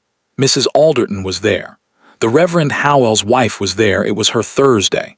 Edward was there, which was not unusual, though he sat at the table with the slightly different quality of attention Catherine had noticed in him over the past weeks, more present, less deliberately withdrawn, the posture of a man who has started watching something he used to look away from. 14 people. The right 14. The Duchess made her move over the second course. She made it as she always made things, beautifully, smoothly, warmly, with the ease of someone who has been doing this for 30 years and has never once been interrupted. She was talking about the East Wall project. She had been talking about it in the ambient way she talked about household matters since the soup. Now over the fish, she said. I've had Mr. Carver's assessment. We're moving forward with the work in the spring. I thought we might expand the kitchen garden at the same time, since the wall will already be open. It's a larger project than I initially envisioned, but I think the result will be. How much larger? Catherine said. The table went quiet. Not dramatically, not the silence of a scene, the quieter silence of people who have registered a change in tone and are adjusting their attention accordingly. The conversations nearby shifted almost imperceptibly. Heads did not turn, but the orientation of the room did. The Duchess looked at Catherine, the smile, warm, practiced, entirely present. The full assessment is quite detailed, she said. I can share it with you. I've seen it, Catherine said. I spoke with Mr. Carver when he came to measure. She paused, and in the pause she kept her voice easy, conversational, the tone of someone raising a practical question rather than an accusation. The figure he's quoted for the repointing is considerably higher than what similar work costs elsewhere in the county. I was curious about that. The table was definitely quiet now. Not the ambient quiet of a momentary pause. The specific quiet of a room that has understood what it is watching and has decided to watch carefully. The Duchess's smile did not change. Mr. Carver is the best mason in the county, she said. His rates reflect that. Of course, Catherine said. I'm sure they do. I thought we might get 2 or 3 other assessments just to be thorough. It seems sensible for a project of this size. She looked at the Duchess with the full, warm, pleasant attention of a woman who is being entirely reasonable. I've already written to 2 other masons. I expect to hear back by the end of next week. A pause, a very specific pause. The kind of pause that occurs when someone has made a move that cannot be taken back, and the room is waiting to see what happens next. The Duchess looked at Catherine. And Catherine saw it very briefly, behind the warmth and the smile and the 30 years of absolute social control, the recalibration, the fractional adjustment, the micro-movement of a woman reassessing the thing she is dealing with. It lasted less than a second. Then the Duchess laughed. Warm, genuine sounding, the laugh of a woman who finds something charming. How thorough, she said. What a sensible idea. I should have thought of it myself. She turned to Mrs. Alderton and said something about the spring planting. The table exhaled. The conversation resumed. Catherine picked up her fork. She did not look at Edward. She did not look at Lady Forsyth. She did not look at anyone in particular. But she was aware, in the way she was aware of everything, peripherally and precisely, of what was happening in the room around her. She was aware that Mrs. Alderton, in the act of turning to respond to the Duchess, had paused for just a fraction of a second longer than was necessary. The pause of someone filing something. She was aware that the Reverend Howell's wife had touched her husband's arm, very briefly, the specific touch of a person communicating something without words. She was aware that Lady Forsyth at the far end of the table had not moved at all. But when Catherine looked up just once, just briefly, Lady Forsyth was looking at her. Not the sharp, assessing look of someone watching a situation. Something else. Something that was almost the beginning of a smile. Catherine looked back at her plate. She thought 7 faces at the wedding. She thought, the count is higher now. After the lunch, after the goodbyes and the carriages and the last guests departing into the thin spring afternoon, Edward found her in the entrance hall. The Duchess had gone upstairs. They were alone. He stood in front of her, and he looked at her with the full weight attention he had been learning to give things, and he said, "That was the most carefully prepared, spontaneous question I have ever witnessed." Catherine looked at him. "Was it visible?" she said. "To me," he said, "because I've been watching you for 6 weeks and I know what you look like when you're doing something you've been planning." He paused. "Not to anyone else, I think." "Good," she said. "My mother will know." "Yes," Catherine said. "She'll know, but she can't say so. Saying so means admitting that a question about Mason's rates in front of 14 people was something she needed to defend against." She paused. "She won't say so." He looked at her. "You're not afraid of her," he said. It was not quite a question. "I am a little," she said. "She's formidable and she's been doing this for 30 years and I've been doing it for 6 weeks. I would be foolish not to be a little afraid." She paused. But afraid and stopped are different things. He was very still for a moment. Then he said, "What do you need from me?" She looked at him, this man who had spent his life looking at rooms and was learning, slowly and imperfectly, to look at people. Who had stood in an entrance hall and laughed at the right moment. Who had told his mother the truth about not knowing where Catherine had gone and then told Catherine he had done it. Who was standing in the entrance hall now asking what she needed. Not what he could offer, what she needed. She thought about Emma's notebook. She thought about the solicitor's appointment on Thursday. She thought about the east wall and Mr. Carver's figure and the 14 people at the table and the specific fraction of a second in Mrs. Alderton's pause. She thought about what came next. "The solicitor appointment," she said. "Thursday, I need you to come with me." He nodded immediately. "Yes," he said, "all right." "Not to speak for me," she said. "To be there. To make it clear that you know I'm going and that you're not standing between me and the documents." He held her gaze. "I understand the difference," he said. "Good," she said. She started toward the stairs. "Catherine," he said. She stopped. He was looking at her with the expression she was still learning. The one that was not the social expression, not the managed one. The undefended version that arrived in entrance halls and beside low fires on Wednesday evenings. "She's going to come back harder," he said. "After today, she's going to reassess and come back with something more considered." He paused. "She always does." "I know," Catherine said. "And he stopped, tried again. "I should have told you that earlier, before you married me. I should have told you what you were coming into and I didn't, and that was wrong, and I know that." He paused. "I'm not going to keep not doing things about it. I want you to know that." She looked at him. She thought, "He will disappoint me at some point." She thought, "He is standing in an entrance hall telling me he's not going to keep not doing things about it," which is an unusual formulation but is, I think, the most honest he knows how to be right now. She thought, "That is, for today, sufficient." "I know," she said. She went upstairs. Behind her she heard him stand in the entrance hall for a moment. Then she heard him go to the study. She heard, a minute later, the sound of the study door opening again. She heard him walk toward the corridor that led to the estate manager's office. She did not know what he said when he got there. But she heard the conversation low, inaudible from the stairs but present, definite, the specific tone of a man who has decided to do something and is beginning to do it. She stood on the stairs for a moment. She filed it. Thursday came gray and cool and entirely businesslike. The solicitor's office was in the county town, 12 miles from Ashworth Manor. The carriage ride took an hour. Edward sat across from Catherine and they did not talk very much, which was fine. It was not the silence of distance. It was the silence of two people with somewhere to go.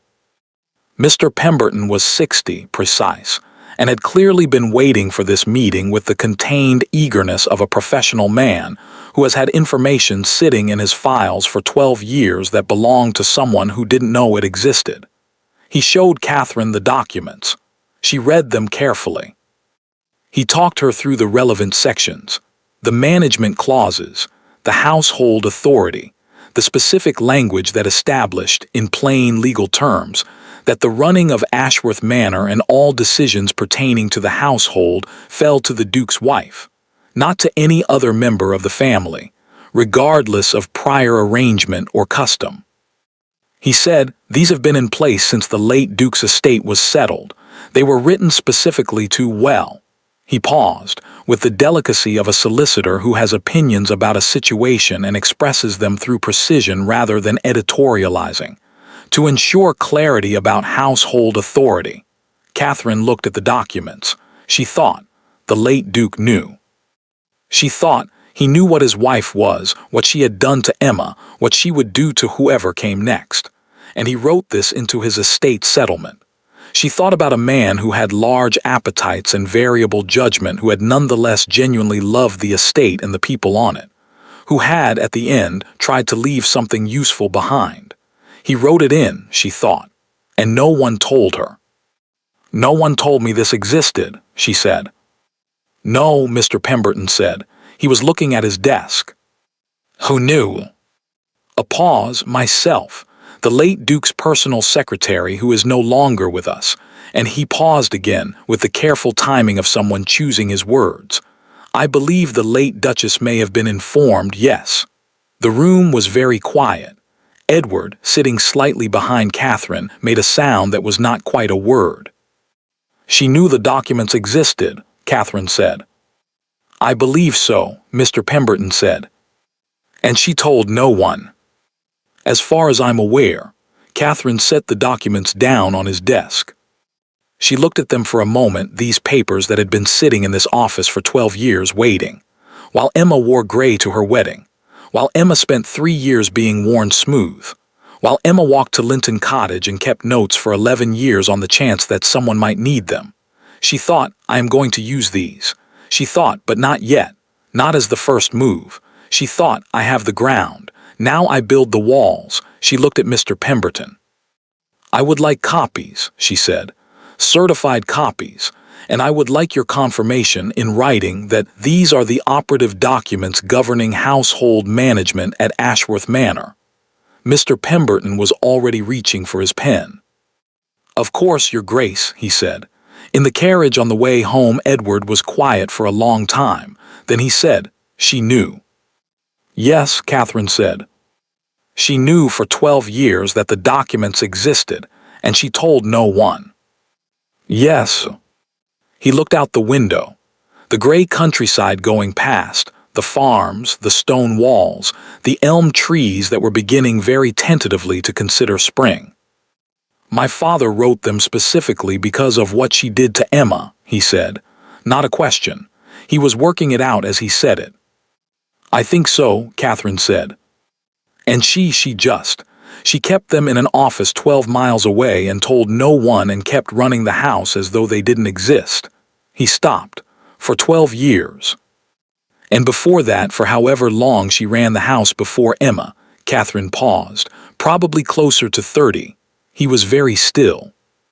She watched his face, the working of it, the specific quality of a man who has been choosing not to see something, and is now seeing it, fully, in the light of an overcast April afternoon in a carriage 12 miles from home.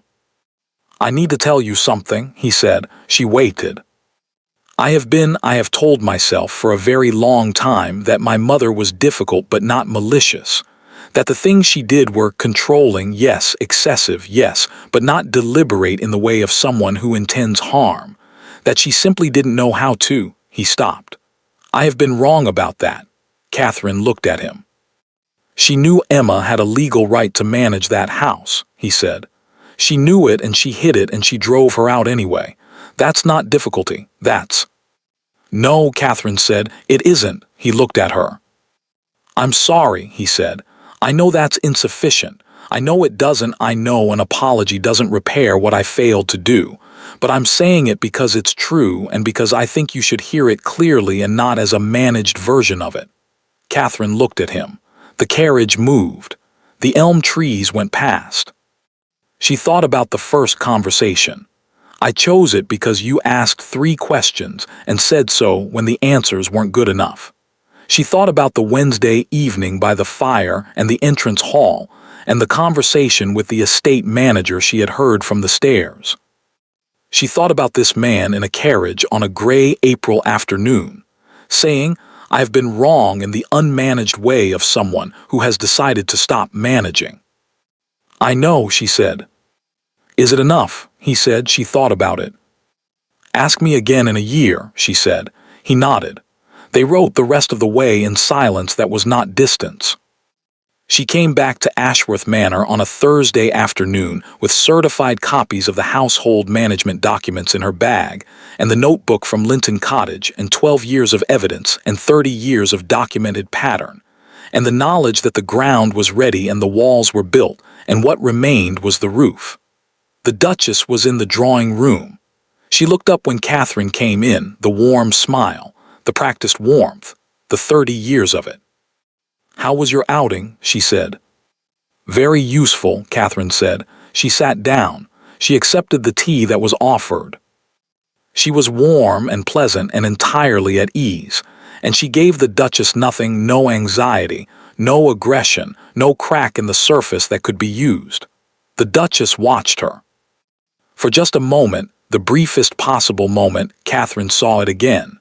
The recalibration.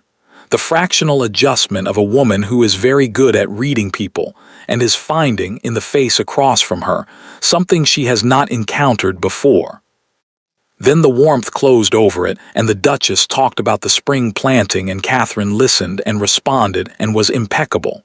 She was, she thought, going to be impeccable for as long as it took, and then she was going to stop being impeccable. And that was going to be the thing the Duchess remembered. The moment came on a Tuesday 3 weeks later. Not a Thursday, not the lunch, not the 14 people, not the event the Duchess had been running for 30 years. A smaller occasion, a morning call from Mrs. Alderton, who had taken to calling on Catherine with the increasing frequency of a woman who is conducting a gradual and careful investigation into a situation and is finding what she finds. The Duchess was there. Of course she was there. She was always there. That was the structure of the house. The Duchess in every room, warm and present and managing everything. Mrs. Alderton was talking about a family in the next county, a niece, a marriage, a situation that had, by the sound of it, some resemblance to the situation in this house, though Mrs. Alderton was too skilled to draw the comparison directly. The Duchess said at the appropriate moment, with the warmth of a woman offering wisdom she has earned, "These things take time. A new wife in an established household needs to find her place gradually. It's natural for the family to guide the process." The room was not quite silent, but it was close. Catherine set down her cup. She looked at the Duchess. She said, very pleasantly, very directly, with the full, warm, uncomplicated attention of a woman who has been waiting for the exact right moment for 6 weeks. "I think a wife in her own household doesn't need to find her place gradually. I think her place is already established. It's in the documents." The room stopped. Not the polite semi-silence of the Thursday lunch. The complete, clear, bell-jar silence of three people in a morning room where something has just become irreversible. Mrs. Alderton was very still. The Duchess looked at Catherine. Catherine looked back. Warm, pleasant, entirely at ease. The surface of a woman who has said a factual thing and finds it unremarkable. "The household management documents," Catherine said, "from the late Duke's estate settlement. I visited Mr. Pemberton last Thursday and reviewed them. They're very clear." She paused, just a fraction, just enough. "I thought you'd know the ones I mean." The silence was extraordinary. It was the silence of a checkmate announced in a quiet voice in the middle of an ordinary morning. The Duchess held Catherine's gaze. She held it for 4 seconds, Catherine counted, in the way she counted everything. And then, for the first time, Catherine saw what was beneath the warmth. Not malice. She had expected malice, and it was not quite that. It was something older and more defended. The expression of a woman who has been the most important person in this house for 30 years and has understood in 4 seconds that this is the morning it stopped. It lasted 4 seconds. Then the warmth came back, practiced, complete, exactly as it had always been. "Of course," the Duchess said, her voice was steady. "I know the ones you mean." A pause. "Good," Catherine said. She picked up her cup. She drank her tea. She turned to Mrs. Alderton with the warm, easy attention of a woman continuing a pleasant morning call, and she said, "You were telling us about your niece." Mrs. Alderton looked at her. And then Mrs. Alderton, 60 years old, the most senior woman in the county after the Duchess herself, whose family had been here longer than the Ashworths, smiled. Not the careful smile, not the correct one, the real one. "Yes," she said, "I was. The documents were cited. The moment was irreversible. The Duchess had heard her own history named in her own drawing room. Catherine had done it warmly, pleasantly, without a raised voice. And the most senior woman in the county had smiled. The roof was on. What remained now was simply living in the house. Spring came to Ashworth Manor on a Thursday. Not the tentative, provisional spring of the previous year, the apologetic kind that had arrived during Catherine's first weeks in the house and had felt, in retrospect, entirely appropriate to those weeks. This was the decided kind. The elm trees along the drive came out overnight. The kitchen garden wall, repointed by a mason from the next county at 1/3 of Mr. Carver's original figure, stood clean and pale in the April light. Against it, the roses Catherine had planted in October were beginning, cautiously, to consider blooming. She was in the garden when Edward found her. Not the formal garden, the kitchen garden, which was hers in the specific way that the morning room was hers, and the correspondence room was hers, and the household accounts were hers. Not because anyone had made a ceremony of handing them over, but because she had simply, over the course of 12 months, become the person who dealt with them. The handing over had not been an event. It had been a process, slow, unremarked, the particular way authority shifts when one person builds something real and another person's foundation turns out to have been custom all along. Custom, Catherine had learned, does not hold forever, but it holds for a very long time. Edward came through the gate with his coat on and his hat in his hands. She had noticed, over the course of a year, that he carried his hat when he was looking for her and wore it when he was going somewhere specific. She had not told him she had noticed this. She had simply filed it in the drawer where she kept the things about him that were hers. "There's a letter," he said. She straightened up. She was in the far corner of the kitchen garden, examining the progress of the sweet peas along the south wall, her gloves muddy and her dress. The old one, the practical one, in the state it was usually in by 10 o'clock in the morning when the weather was suitable for actual work. He held it out. The handwriting on the front was unfamiliar, not the solicitor's precise hand, not Mrs. Webb's careful script, not any of the regular correspondence. A woman's hand, she thought, clear, unhurried. She took off one glove and opened it. It was from Emma. It was not a long letter. Emma did not write long letters. This was the 4th Catherine had received from her since the visit to Linton Cottage. and she had understood quickly that Emma's letters were precise, like everything else about her. She said what she meant and did not add to it. This one said, "I have heard through the specific and reliable channel of Mrs. Webb, who continues to be the most efficient distributor of accurate information in the county, that the Thursday lunches are now rather different from how they used to be, and that the household accounts are in order, and that Mr. Carver has not been to Ashworth Manor since last autumn. I thought you would want to know that I have begun a small garden here, nothing ambitious. Sweet peas along the south wall, which Mrs. Webb tells me you have done as well, though I did not know that when I started. Perhaps there is something about south walls. I am well. I think you are well. I am glad you came to Linton Cottage." Catherine read it twice. Then she folded it carefully and put it in the pocket of her practical dress beside her remaining glove. She looked at the sweet peas along the south wall. She thought about Emma at Linton Cottage with her own sweet peas and her cats and her garden and her precise, unhurried handwriting. She thought about a woman who had been worn smooth and had come out the other side of it still herself, still sharp, still watchful, still capable of writing 4 sentences that said everything they needed to say and nothing they didn't. She thought, "I am going to visit her." She thought, not for information, not for the notebook, just to visit. She thought this week. "Good news," Edward said. He had been watching her read, she knew this. She always knew when he was watching, which was most of the time, which was something she had stopped finding remarkable and started finding simply true, part of the landscape of the year. "Yes," she said. She handed him the letter. He read it. She watched his face, the slight movement of his eyes across Emma's precise lines.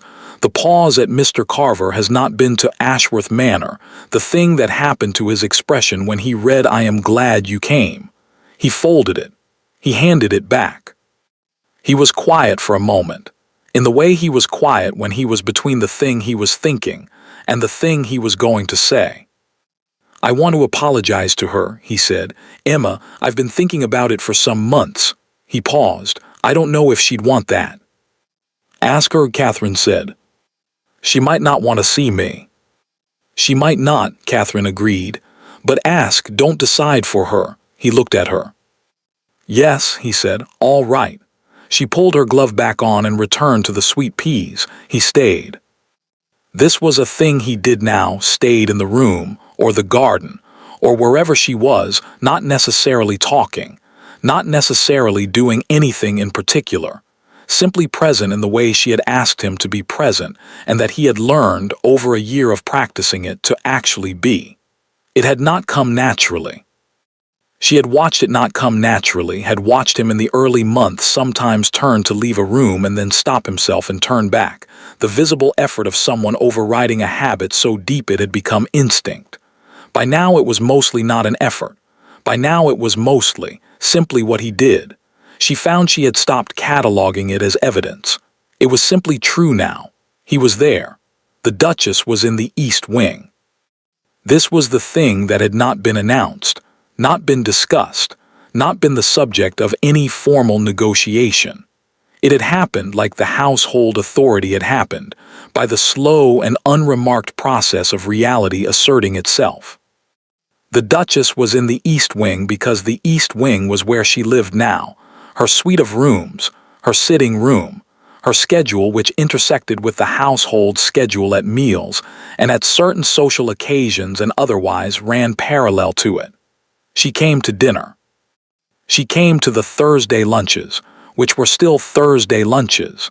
The same families, largely the same arrangements, the same core of the county that had been coming to this table for 30 years. The Duchess sat at her end of the table and was warm and skilled, and exactly as she had always been. And Catherine sat at her end of the table and was warm and competent and exactly as she had become.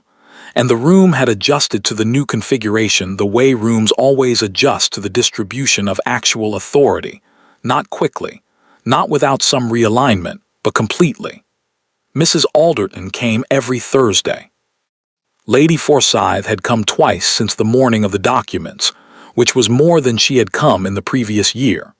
She sat always at the far end of the table with her sharp eyes, and she and Catherine had developed, without discussing it, the specific understanding of two women who have seen the same thing from different angles and found each other's perspective clarifying.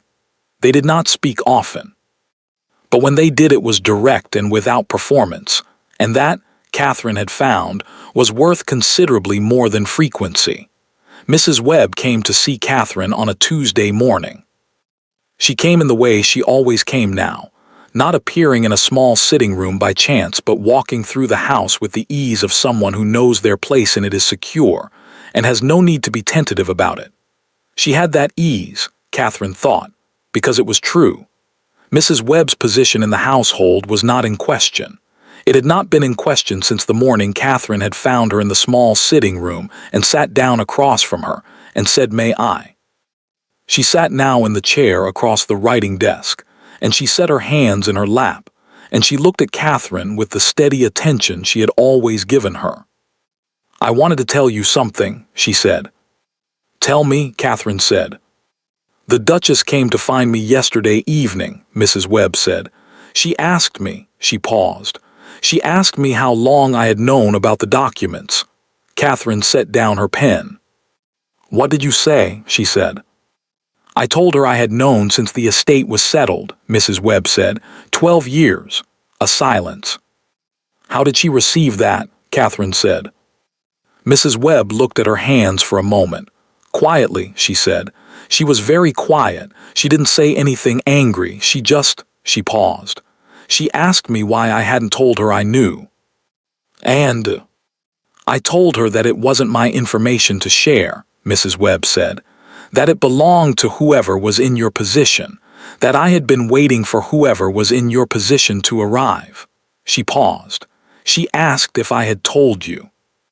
And I told her yes." Another silence. "She didn't say anything else," Mrs. Webb said. "She just nodded once and left." Catherine looked at the window. She thought about the Duchess nodding once in a corridor and leaving the compressed, absorbing nod, the one that meant understanding received, no argument made. She had seen that nod before, on a different face, in a different context. He learned it from somewhere, she thought. The thought arrived without warmth and without coldness, simply as a fact, the kind that lands and sits and requires no particular response. The Duchess and Edward, mother and son, the same nod. The same deep reluctance to manage something once it had been said clearly enough. It was not forgiveness. It was not absolution of anything. It was just a fact about what people were made of and where they came from. She filed it. The Thursday lunch that week was the same as every Thursday lunch, 14 people, the good table, the spring light through the tall windows doing its best work. Catherine sat at her end. She talked to Lady Forsyth about the county magistrate's appointment, which was upcoming and about which Lady Forsyth had strong and well-reasoned opinions. She talked to Mrs. Alderton about her niece, whose situation had, apparently, resolved itself favorably. The husband in question had turned out to be, Mrs. Alderton said with satisfaction, more sensible than expected, which is the most one can generally hope for. She talked to the Reverend Howell's wife about the Church Restoration Fund, which was still a going concern and toward which Catherine had, quietly and without announcement, made a contribution in the autumn. She ate. She listened. She was warm and competent and entirely present in the room. At the other end of the table, the Duchess was exactly the same. They did not talk to each other during the lunch. They rarely did. The geometry of the table made it unnecessary, and there was between them a kind of functional understanding that required no conversation to maintain. Not peace exactly, not warmth. Something more like a clear view of the other's position, an acknowledgement without ceremony of where things stood. The Duchess would not change. Catherine had understood this early and had stopped expecting it. A woman who had run a house for 30 years on custom and warmth and the patient erosion of everyone around her did not, at 61, become a different person. She adapted. She managed. She found the new parameters and operated within them with the same skilled efficiency she had always operated with. But the parameters were different now, and they were not going to change back. After the guests had gone and the table had been cleared and the house had settled into the particular quiet of a Thursday afternoon, that specific post-lunch quiet, warm and slightly loose, the quiet of an occasion that has run its course, Catherine went upstairs to the correspondence room. She sat at the desk. She took out Emma's letter and read it one more time. Perhaps there is something about South Walls. She looked at the letter for a while. Then she took out a piece of paper and wrote, "Dear Emma, I am coming to visit on Friday if that suits you. Not for anything in particular, just to visit. The sweet peas are doing well." See, she folded it, addressed it, left it on the stack for the afternoon post.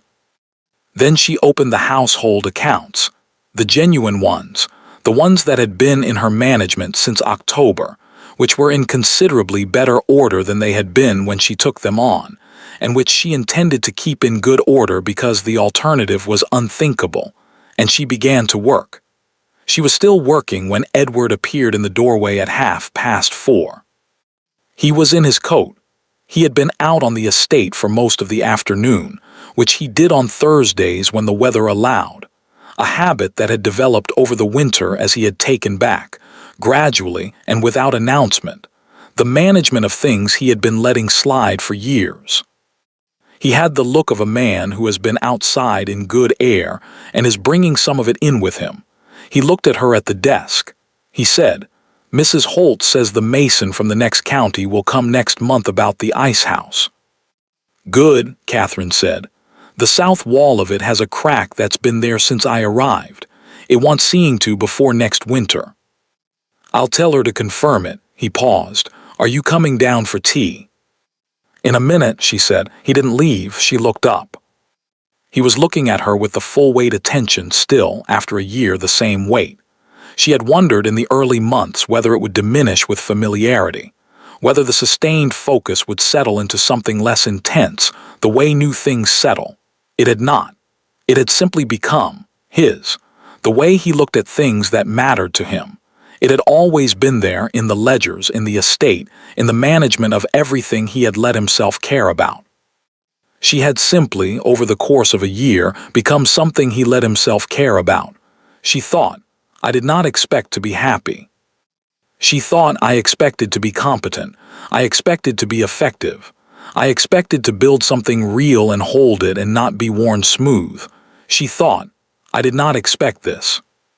"What?" she said. "Nothing," he said, "just looking." She looked back at him for a moment. She thought about a carriage on a February morning and scissors and a mirror and a decision made before the day had properly begun. She thought about 14 people at a table and 4 seconds of silence and Mrs. Alderton's real smile. She thought about Emma's notebook and the solicitor's documents and a man standing in an entrance hall learning to look at people instead of rooms. She thought about sweet peas along a south wall.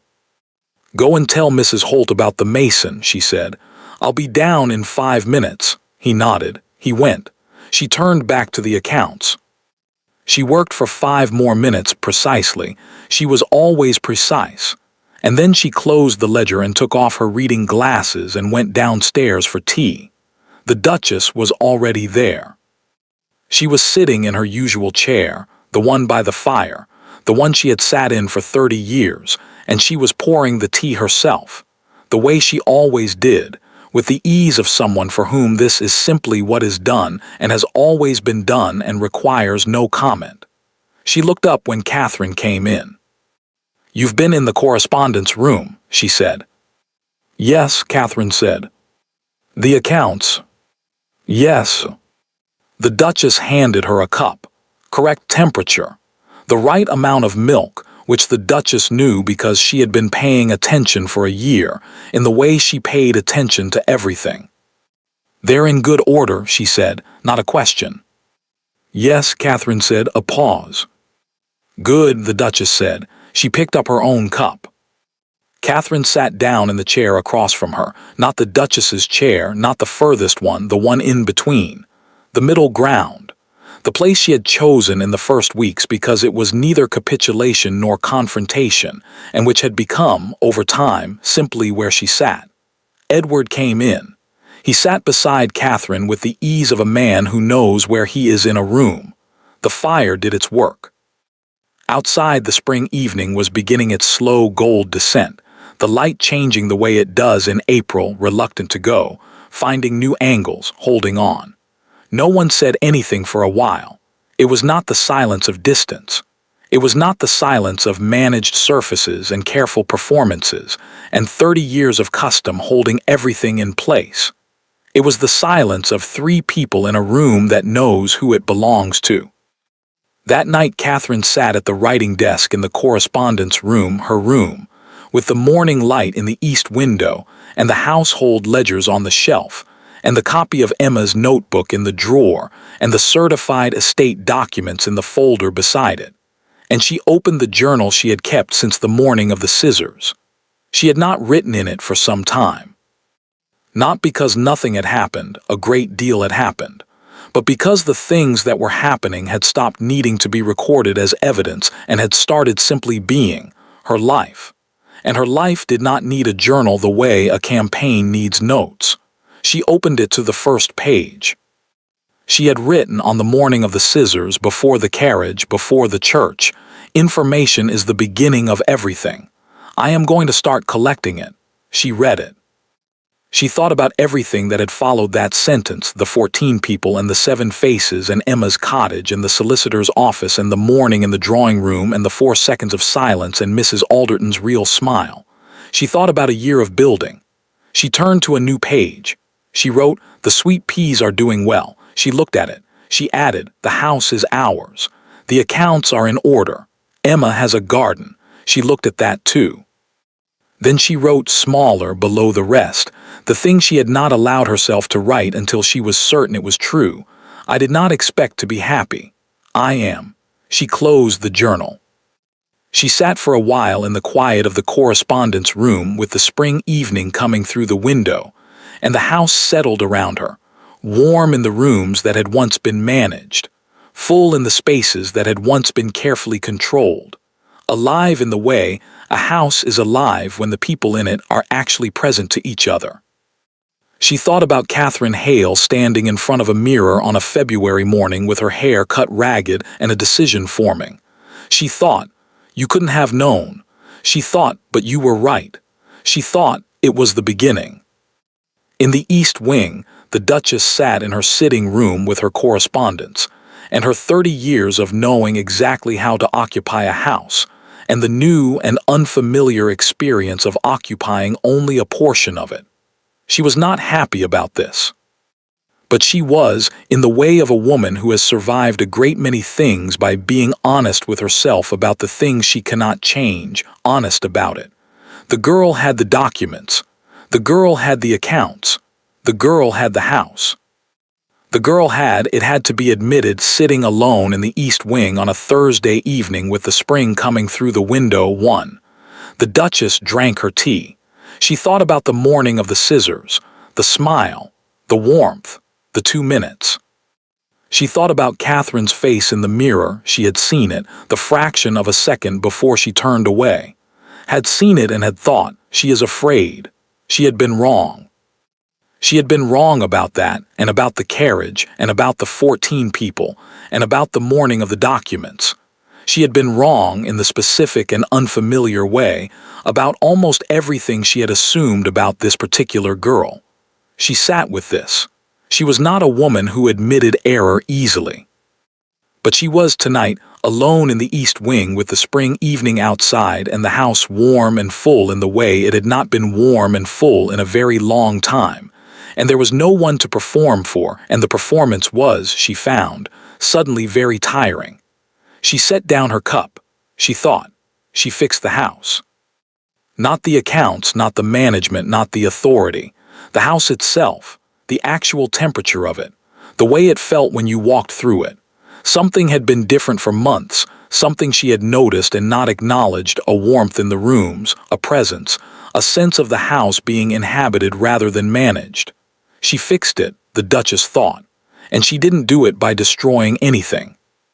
She had expected destruction. She had expected anger, aggression, the blunt use of legal authority the moment the documents were cited. She had been prepared for it, had been braced for it, had known it was coming and had organized herself to survive it. It had not come. Instead, a question about Mason's rates at a Thursday lunch, a morning call, 4 seconds of silence. The house, gradually and without theater, becoming different. She didn't need to destroy anything, the Duchess thought. She just built something else. She sat with this for a while. She did not feel warm about it. But she felt, and this was the thing she would not tell anyone, would not perform or acknowledge or allow to become a story, something that was, she thought, in the vicinity of respect. Very reluctant respect, but respect nonetheless. She finished her tea. She went to bed. In the kitchen, Mrs. Beale put out the last lamp and took stock of the larder for the morning, and thought about nothing in particular except that the house had been full today and would be full tomorrow. And that was, as far as she was concerned, the correct state of things. Peter, who was 15 now, and taller than anyone had expected, and had recently been moved from hall boy to footman because Mrs. Holt had said he was ready and he was, had left his boots by the kitchen door in the wrong place for the third time this week. Mrs. Beale moved them to the right place without comment. This was the relationship she had with Peter, which worked very well for both of them. She turned out the last lamp. She went upstairs.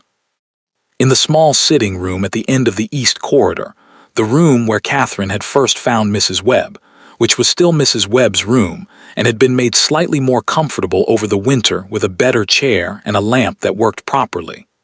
Mrs. Webb sat by the window in the last of the evening light with her mending, and thought about 12 years.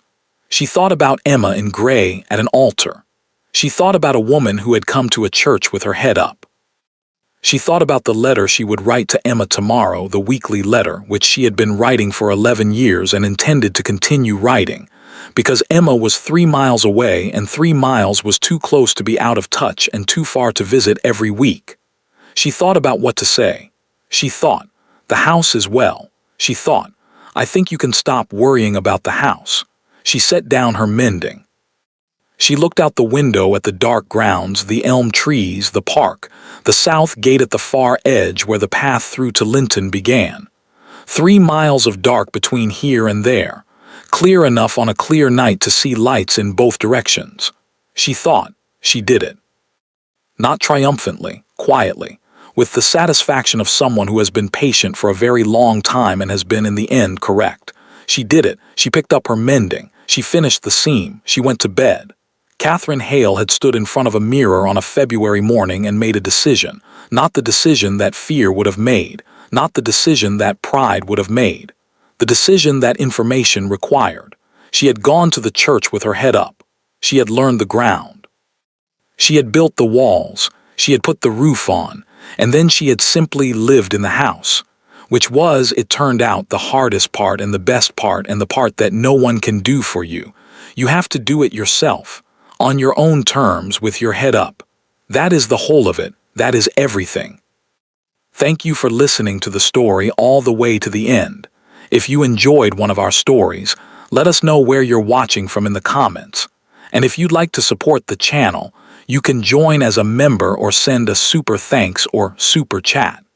Your support helps us continue creating more stories like this. Don't forget to subscribe for more stories.